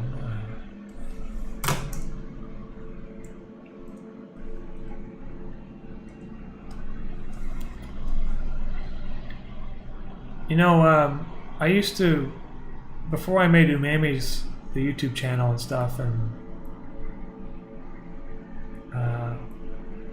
I went to film school, right, and art school, and a lot of stuff about art is subjective, but criticism is there to make you kind of consider things from a different perspective, and doesn't necessarily mean that all criticism is correct. It's just that if someone is saying something about something that you made, they're saying it because that's how they perceived it. Usually, they're not just being an asshole. And so I always found criticism to be very valuable, and especially honest criticism, because you can show, like, say if you made a short film or whatever, or a short story, and you can show it to your parents or your friends, but they're probably not going to give you an honest criticism of the work, which is extremely important for you to improve. Back in the day, I used to make like Lego animations and post them on this website called Brick Films, and the forums back then were very useful for people giving you feedback, because they would say what's working, what's not working, right? There seems to me that, you know, especially on Reddit, which I don't go to Reddit that much at all anymore, but I used to. The filmmaking subreddits and that sort of thing, people are very sensitive to criticism, I found. Even like, you know, benign criticisms, like very things, there seems to be like this kind of idea that, as you know, whatever you create, it doesn't matter. It's the eyes of the artist, and you know, any sort of criticism is really unnecessary or whatever, right? But there's some things that I made as an artist, and obviously, as soon as you finish making them, you're very kind of protective over it. And when someone comes in and says, "I don't like this, what you did here," it can kind of hurt, you know. But usually that's a good thing, because it means they said something that you on the inside kind of knew. Otherwise it wouldn't hurt you so much, you know what I'm saying? Criticism doesn't have to be like, you know, there's the one thing I find really annoying is when people try to provide constructive criticism, and they do. It's just not sugar-coated. And then someone in the comments says, you know, there's a difference between being, you know, criticizing things and being an asshole. And I found that, like, on Reddit particularly, they're never trying to be an asshole. They're just not sugarcoating what they're saying, and people got really sensitive about that. And I find that Reddit is not a great place to actually get good feedback. And I don't really know what a good place is anymore, honestly.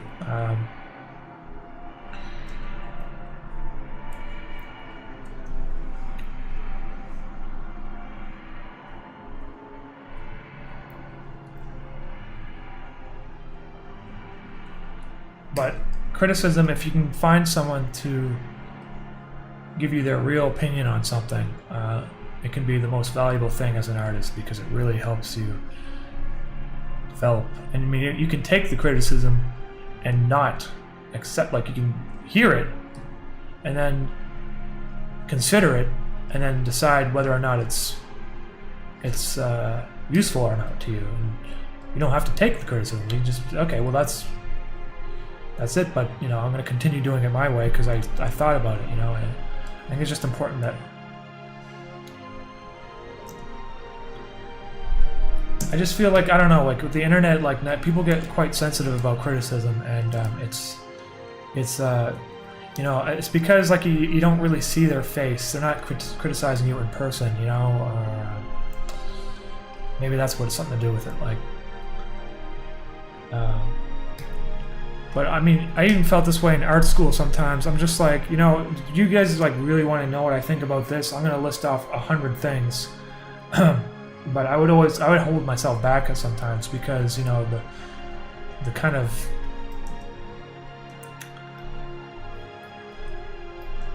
sometimes, I don't know, like I just feel like the atmosphere like of the art world is becoming very overly sensitive. That's all I'm saying, really. Kind of rambling.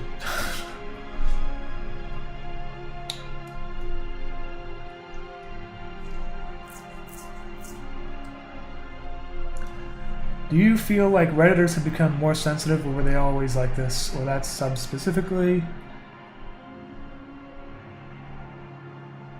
Oh, indie filmmakers are notoriously terrible at taking criticism. I just workshop to play, and I'm writing with people, and it's better for the criticism. Yeah, that's interesting. I don't know. I mean, I feel like Reddit has become really a bad place to visit. It's negative, it's outrage culture, and it is good for learning some new things, you know, like if you're getting into a new hobby, check out the subreddit and see what's going on in there. But it's also very insular and kind of hive-mindy. And I don't know. I just feel like it's gotten worse. It's gotten way worse over the past 10 years. I've been on Reddit like I used to watch like since 2006, 2008, around then. It's just gotten really big, you know. And now I just can't really stand the website because of the redesign is clunky, and I don't know, the algorithm changed. I kind of can't really use it anymore. I also find I'm more conscious about how I spend my time, and Reddit can really be a fucking distraction, like the worst kind of distraction. Okay, so this is my shot.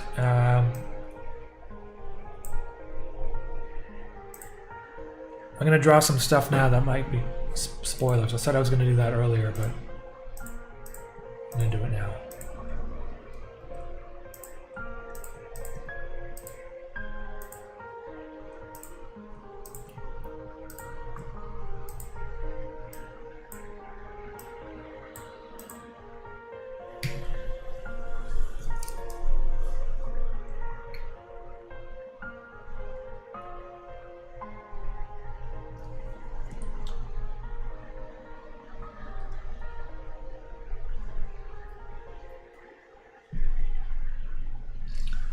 I like to, let's see here.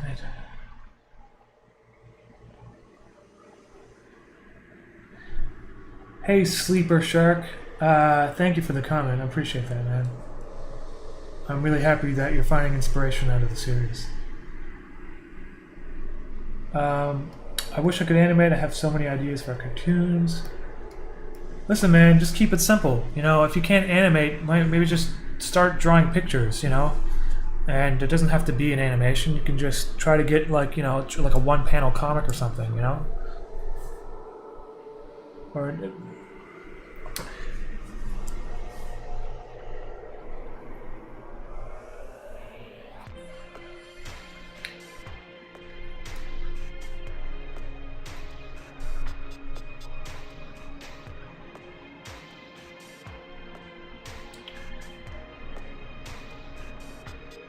yeah.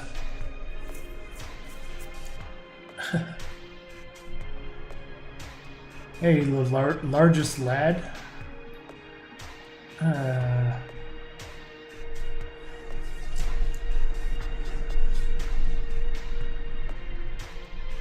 want to show Umami some of the panels of the manga. Yeah, man, if you want to, go ahead and you can like tweet them to me on Twitter or send me an email or something.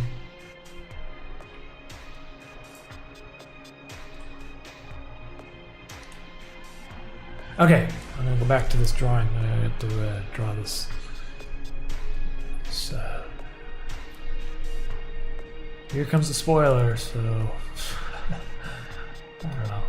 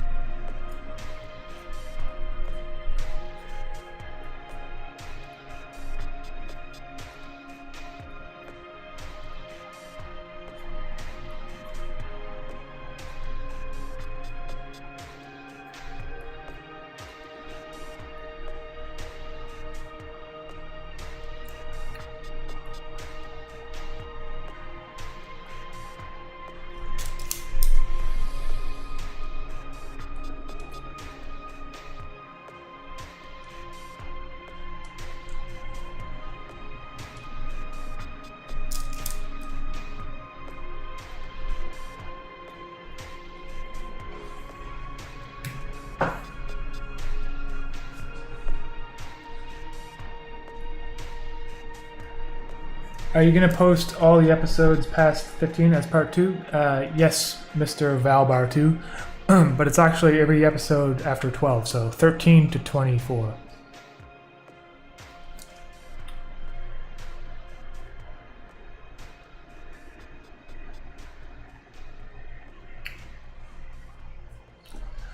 JL, I'm doing a presentation on your work for class. Is there anything you'd like to say to some animation students? If not, that's cool too. Hey JL, that's cool, man. If I were to say anything to an animation student, man, that's tough for me, because it's like when I started this, I didn't like expect to really become like I just kind of started this series as like a kind of like a thing, and I still don't really consider myself an animator.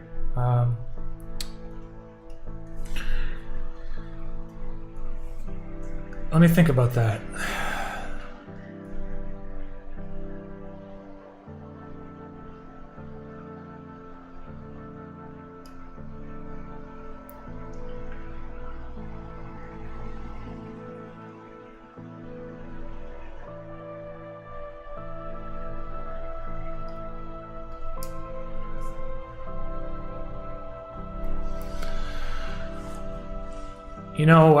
What I would suggest, if you're an animator and you're in a class and you are looking to either work for a studio or do what I do, for instance, kind of build yourself an online animation career,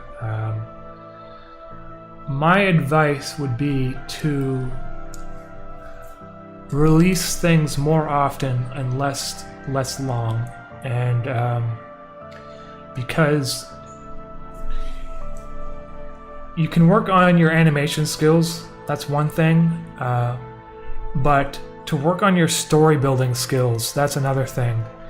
And if you work on one animation and it takes you an entire year, you might have an amazing looking animation, but your story has only one instance of refinement.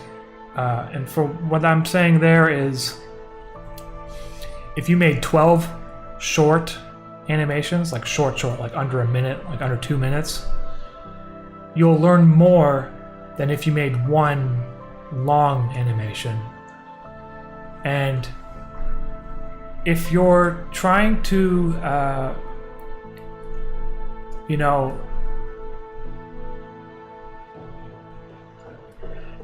I would say that to people who are having problems writing stories. Doesn't apply to everyone. Some people are great at writing stories, have great storying abilities, and they can make like something long.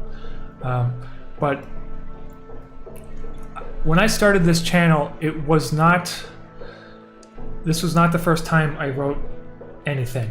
I'd probably made about 20 Lego animations when I was a teenager. I wrote multiple scripts when I went to film school. I wrote a thesis film, and then I also wrote, I shot a lot of documentaries and that sort of thing. So interface, although I didn't have much experience at all animating, I'd had more experience kind of writing. But even when I started my channel, my writing skills were very rusty, and by making all these like bonus videos, by making interface episodic with short little clips or whatever, I feel like I was able to learn a lot about writing just from releasing a lot of short little animations. And because of that, it has made what I do now a little bit stronger. And so my advice, if I were to summarize, would be to not get so wrapped up in making the longest, greatest thing you could ever do, and just put out a lot of short stuff that you can improve on. Because the thing that I found, that when I was younger and I'm making animations like Lego animations and stuff, every time I made a new animation, it would be like a quantum leap in terms of quality, and not in terms of just technical stuff too, but also like how the story came across, and the more stuff you make and complete, the better you get at doing that. And so if you were to do more stuff like that, eventually you'll get to a point where you can make like a long form thing, and all those skills that you have built up making these little shorts or whatever, you're going to be able to draw from them. That would be my advice if that was one thing I would say.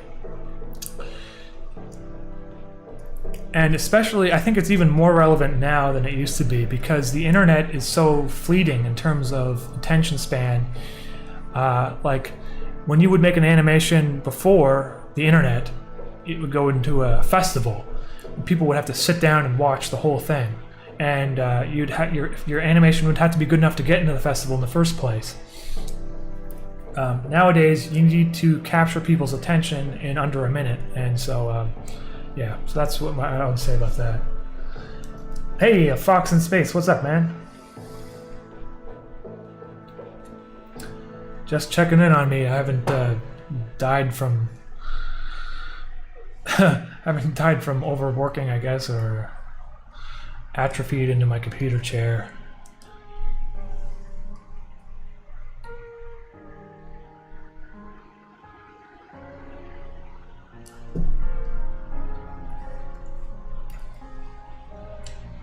Solo A, big question. Do you script everything and design carefully the direction of your story, or do you leave the room for improvisation and change?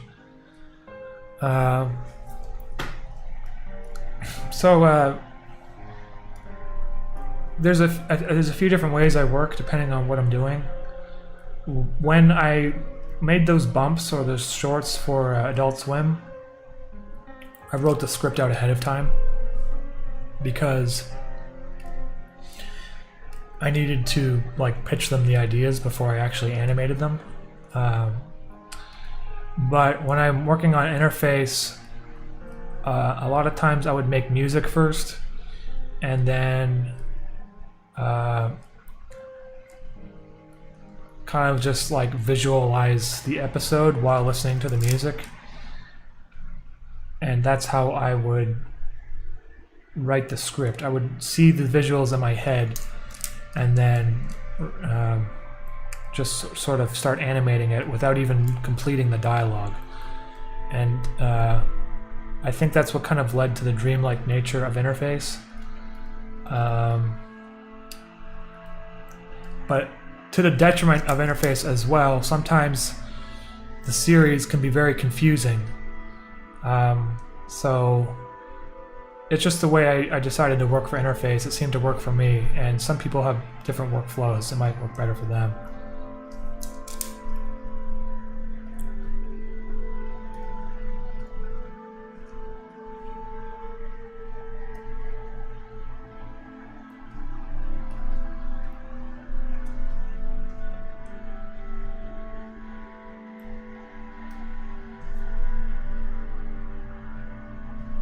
Now, when these knives appear in the rock, I think I'm gonna have it like crack the rock or something. That would be kind of cool.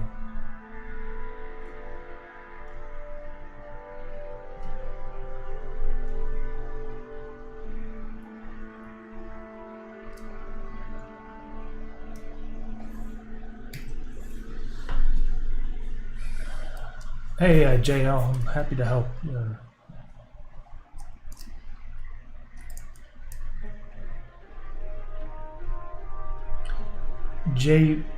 DJP, yeah, man. I think part of the thing with being an artist is learning to know when to stop and move on to the next thing. You know, I do stuff all the time. If I'm working on something and I'm not happy with it, I just scrap it, move on to something else, or I'll try to complete it first, actually, because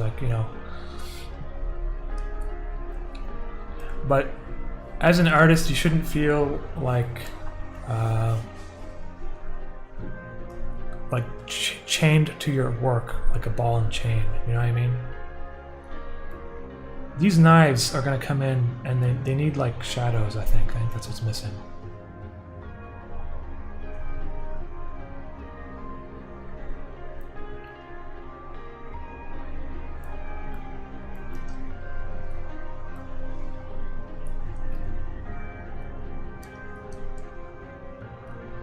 How long have you had the complete story for Interface written? Have you always known the ending?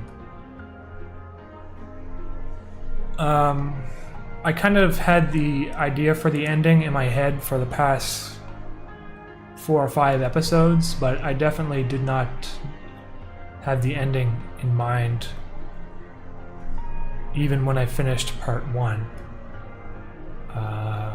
It was an ongoing writing process.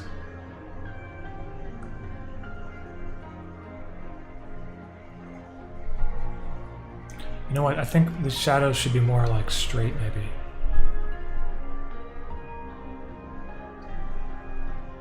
So, yeah, like that, probably. I guess. Sometimes it's you should like use a reference, but I don't have one honestly.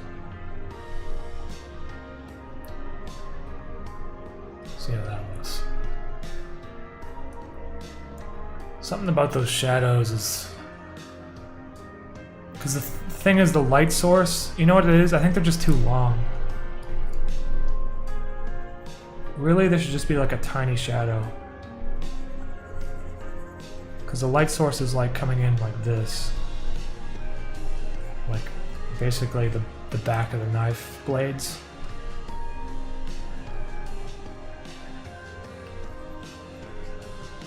And I will angle them up just to, well, shouldn't angle them up, they should be angled down, apparently.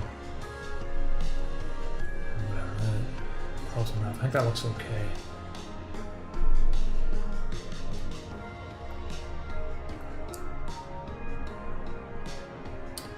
Any favorite types of coffee? Arabica, I think, is probably my favorite. Honestly, you know, I'm not really like a coffee guy. Like I don't like I drink coffee every day, but I'm not too picky about it. All types of coffee are my favorite, except for coffee that's grown on Hawaii. I'm sorry to say, anyone who's from Hawaii, but I had some coffee that came from Hawaii, and it sort of just tasted like sulfur. And I think it must have something to do with the volcanoes over there.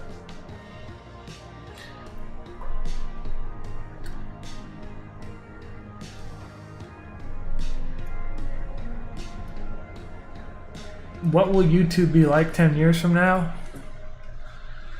I think in 10 years from now, it's going to be a lot harder to make money off of ad revenue, and I think it's going to be also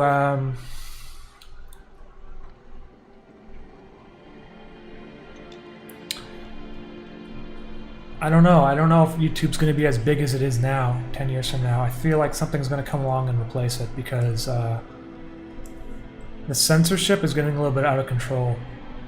And, you know, not to be one of those people that believes in all the conspiracies and stuff out there, I just still think that the way that they're handling a lot of information out there is becoming kind of like detrimental to humanity. You know, I kind of get their perspective to some degree. They have to not have fake or just false information out there, but they're getting to a point where it's not so cut and dry, I guess, about the kind of stuff that they're removing, and it is kind of teetering on the edge of opinion rather than fact. I don't really know what to say about that.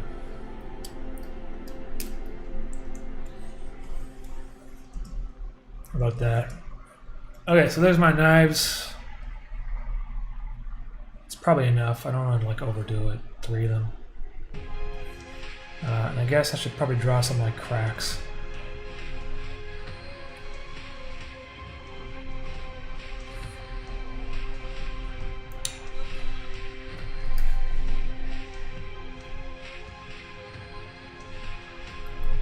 I don't know if the cracks are going to look very good.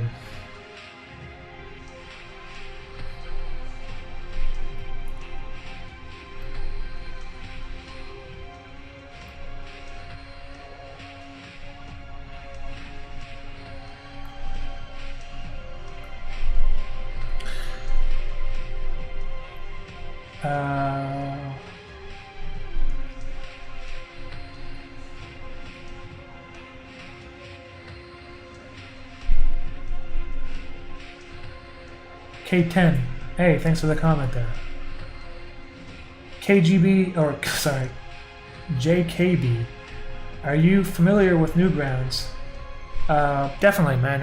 I upload interface to Newgrounds, and you know, the whole community there has been very supportive. Newgrounds is like kind of ancient, though. I mean, they've been around before even YouTube, I think. It's honestly probably better than YouTube for animation lovers out there, but the problem it's just too small now. It's like, you know, if you want to get your stuff out there, you have to be on. You can't just upload to Newgrounds and avoid YouTube. You know, like.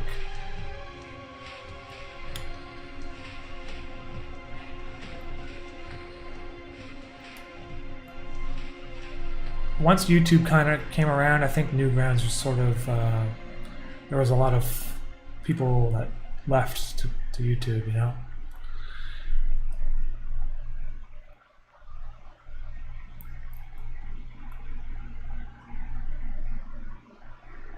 I really wish there was more like legitimate like YouTube competitors out there. We really do need more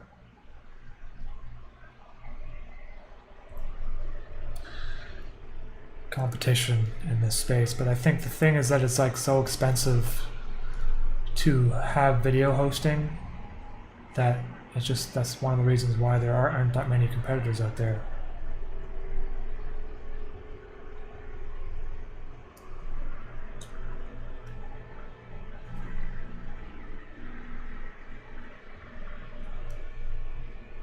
I just read up on Australia's internet surveillance. I assumed you were just repeating some information earlier. No, it's like recent. Like it happened like under 24 hours ago. They passed some bill, or I think they can like look at your phone and stuff without a warrant, like the police can. I don't really. I'm not gonna like pretend I know much about it because I just kind of like read the headline and a couple paragraphs. But I figured some of you guys out there might know more about it than me.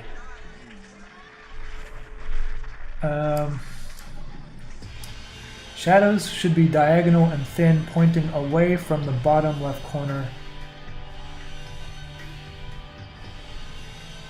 Shadows should be diagonal and thin, pointing away from the bottom left corner of the visible blade. Bottom left corner. So it's kind of like this, maybe? Yeah, you know what? I think that looks better. You know, the thing is, there's not even really a light source. I mean, there is, because I have to like, you have to see where the people are, but like, there's no like light. I don't know. Like, I don't know. Maybe this is better to have it like this.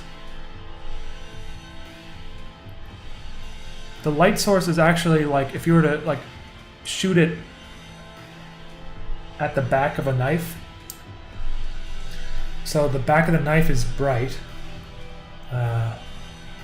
and the light source, so maybe there should be like a highlight actually on this piece of the knife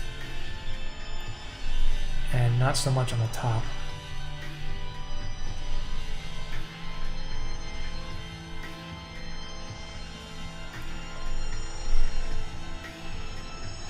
Maybe just a little bit on top.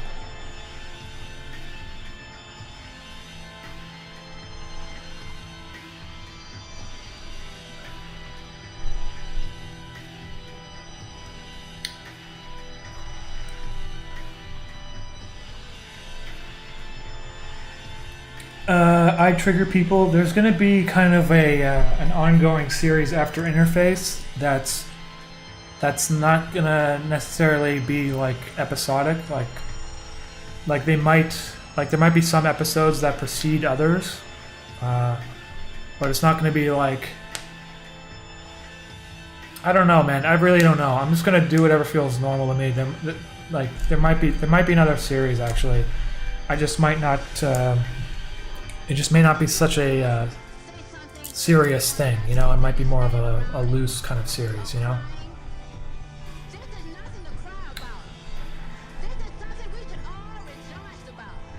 What's the most ridiculous conspiracy you've ever heard?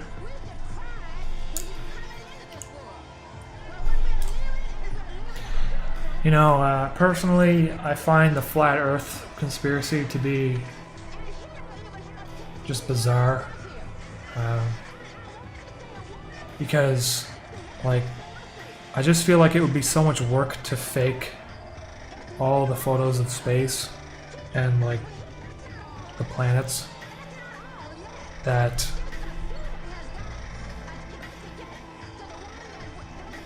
it's practically impossible. There's like people that like try to prove that the Earth is fake and they shoot their own man-made rockets into space, which they should. And then they get up into space and they realize it's a sphere. And then they say, oh, it's the curvature of the lens. You know? I wonder what other conspiracies out there. I mean, I'm not really like well versed in the conspiracies. Like, honestly, I do believe a lot of conspiracies out there. Not all of them. I don't believe the moon landings were faked, for instance. You know, I don't know what happened on 9/11, but I do feel like there was some sketchy shit happening, like, that went unexplained.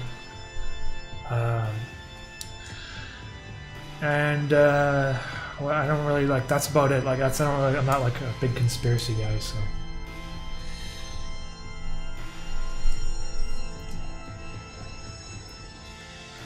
Okay, there's my knives and stuff. This is like becoming a... I think I'm gonna like call it quits because I can't really do the rest of this right now while streaming without really ruining stuff, and it also becomes hard to focus at this point when I have to bring these things into After Effects.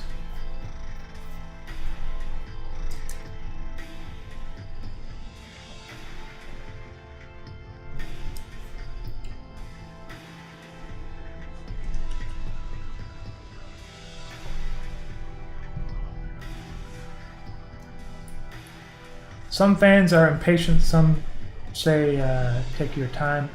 Some might stop watching Interface once the jokes peter out. How do you handle the idea that there are multiple contexts to enjoy your animations?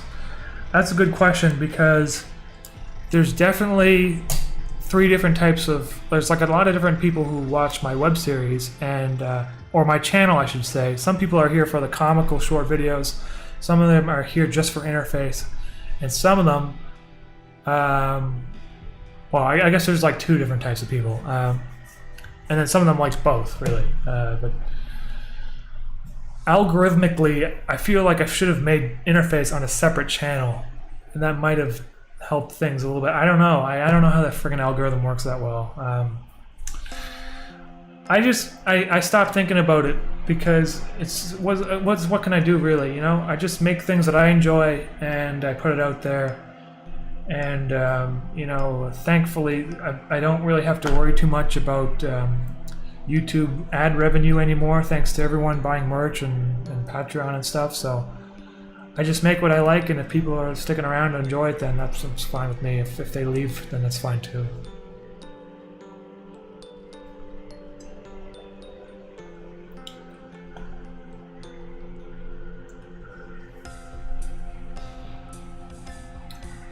Is there going to be a third pressing? Yeah, there's coming. It's coming. For the Interface finals, yeah, it's coming. Probably in a couple... I don't know when. It should be in a month, actually. I mean, I ordered them like 4 or 5 months ago. Because they are sold out.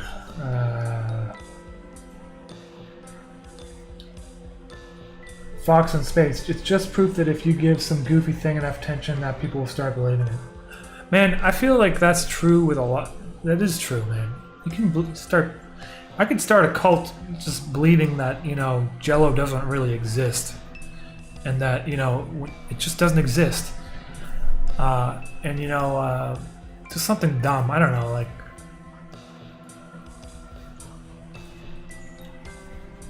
Something like,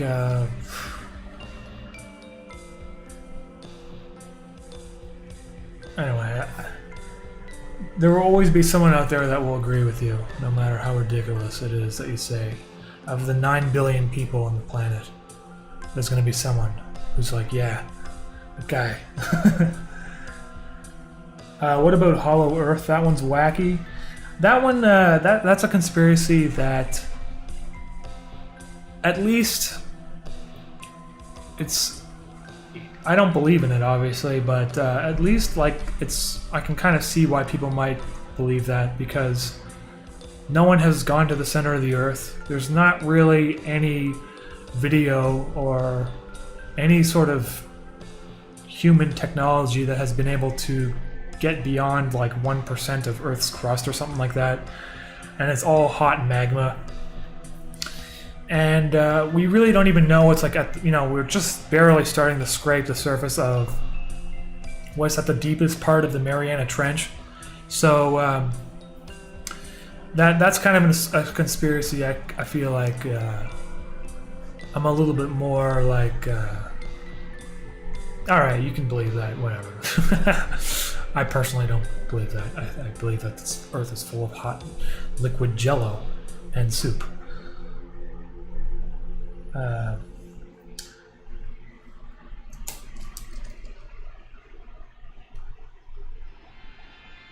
Man, this chat is not updating. I have to like keep scrolling it. When I start on it, I'm definitely putting my personal project on a channel other than my main one. A Fox in Space. Yeah, man, I don't know. Like, I feel like, fuck, I feel like I should have put Interface on a separate channel, because then it would be 100% Interface. People that subscribe to it would not be upset when some silly video comes out. But at this point, I don't know what to do. Like, I'm just like, what am I? I'm not going to split my audience in half, you know? I don't know. Yeah, it does seem to be working all right, I think, with YouTube recommendations.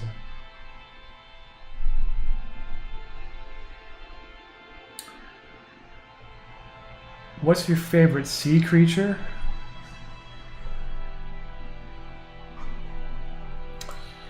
There's a kind of fish called a, what's it called? A Goliath? Goliath? Goliath fish. Atlantic Goliath grouper. And I can post a picture here. It's basically like this massive fish, and I don't know if it's like, I don't think they typically harm humans. They kind of just, they like float next to them because they're curious. But they're like these ginormous, like it looks like a small fish, but it's actually just scaled up.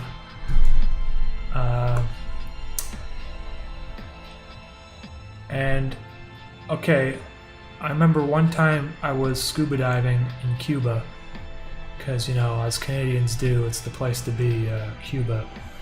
I don't know, this was like 15, 16 years ago. And I'm pretty sure that a Goliath grouper kind of just like came out of the ocean and just like hanging out like next to the scuba divers, and because I think that's what it was. I was too young at the time to really know what I was looking at, but the people that were scuba diving out there, they went deeper than us. They absolutely lost their minds because they thought it was like a shark or something, but in reality it was just this big massive fish that just kind of like swam over to them and didn't do anything. It just kind of floated there and looked at them. But it's like a huge, ginormous fish, so obviously there's kind of intimidating when you're just big fish. It's kind of funny. So my second favorite, I think, would be the cuttlefish. Cuttlefish, it's kind of like sort of like a cross between an octopus and a fish. It's got like camouflage abilities. Can make itself look like different things, and apparently they're really smart too.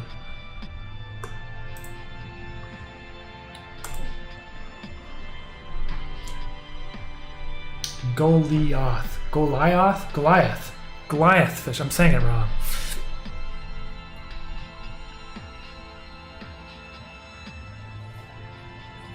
Sotomoto. Yeah, man, I'm not gonna do that. I'm gonna keep it all the same. The only thing, I have a separate channel for my music because it's just like album art covers, not animations.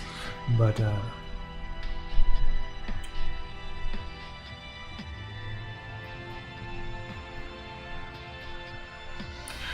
yeah, that's the one thing about YouTube, man. It's like, you know, you can get kind of like, if you make a video and it's super popular, you get a lot of subscribers that came in from that one video. And then I think what happens is if you make a video that is not like that previous video, it kind of adversely affects you in the algorithm. I honestly don't know how the algorithm works, but that's just how I think it works, based on my experience with it.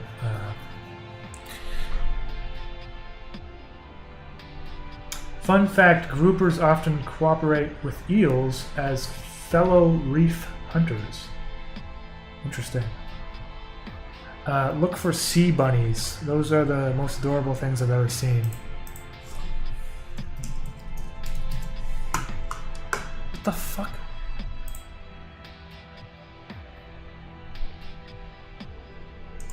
I have never seen this in my life. Sea bunnies? They even have like little ears. Which I'm sure they're not ears.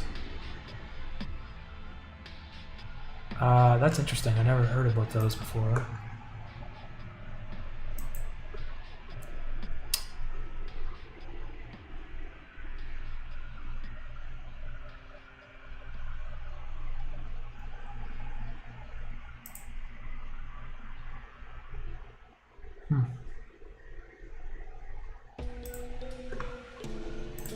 Oh, I'm gonna close the chat. Oh no, it's still here.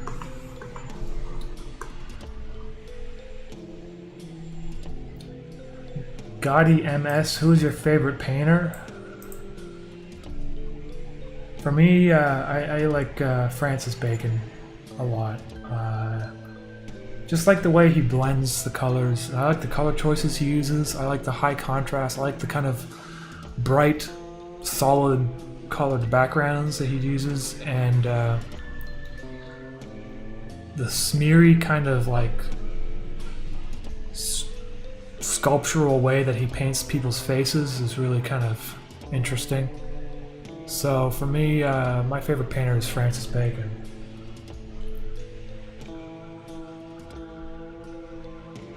Do you watch video essays? Any favorite channel? I do watch some video essays.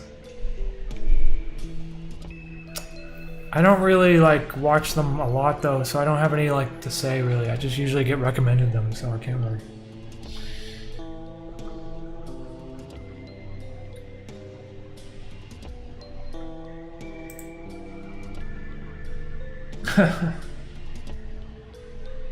Pie Murdoch, yeah, thanks. Okay, everyone, I think I'm done for today. I got my shot mostly drawn, not finished animating, but I'm gonna call it quits because it's 7 p.m. and I didn't eat anything yet for dinner. Got my one shot started and I'll probably finish it afterwards. I'm gonna do probably another live stream at the end of the week, maybe. Try to get more of these live streams to hype up the last episode. I have a documentary on Francis Bacon just playing on another screen. Yeah, there's a good one that's out on YouTube. Alright everyone, thank you so much for stopping in and saying hello. Thank you for the super chats, and I'll see you all next time. Have a good week. And for those going back to school, hope you guys have a good start to your school year and that sort of thing. So, all right, everyone. See you later.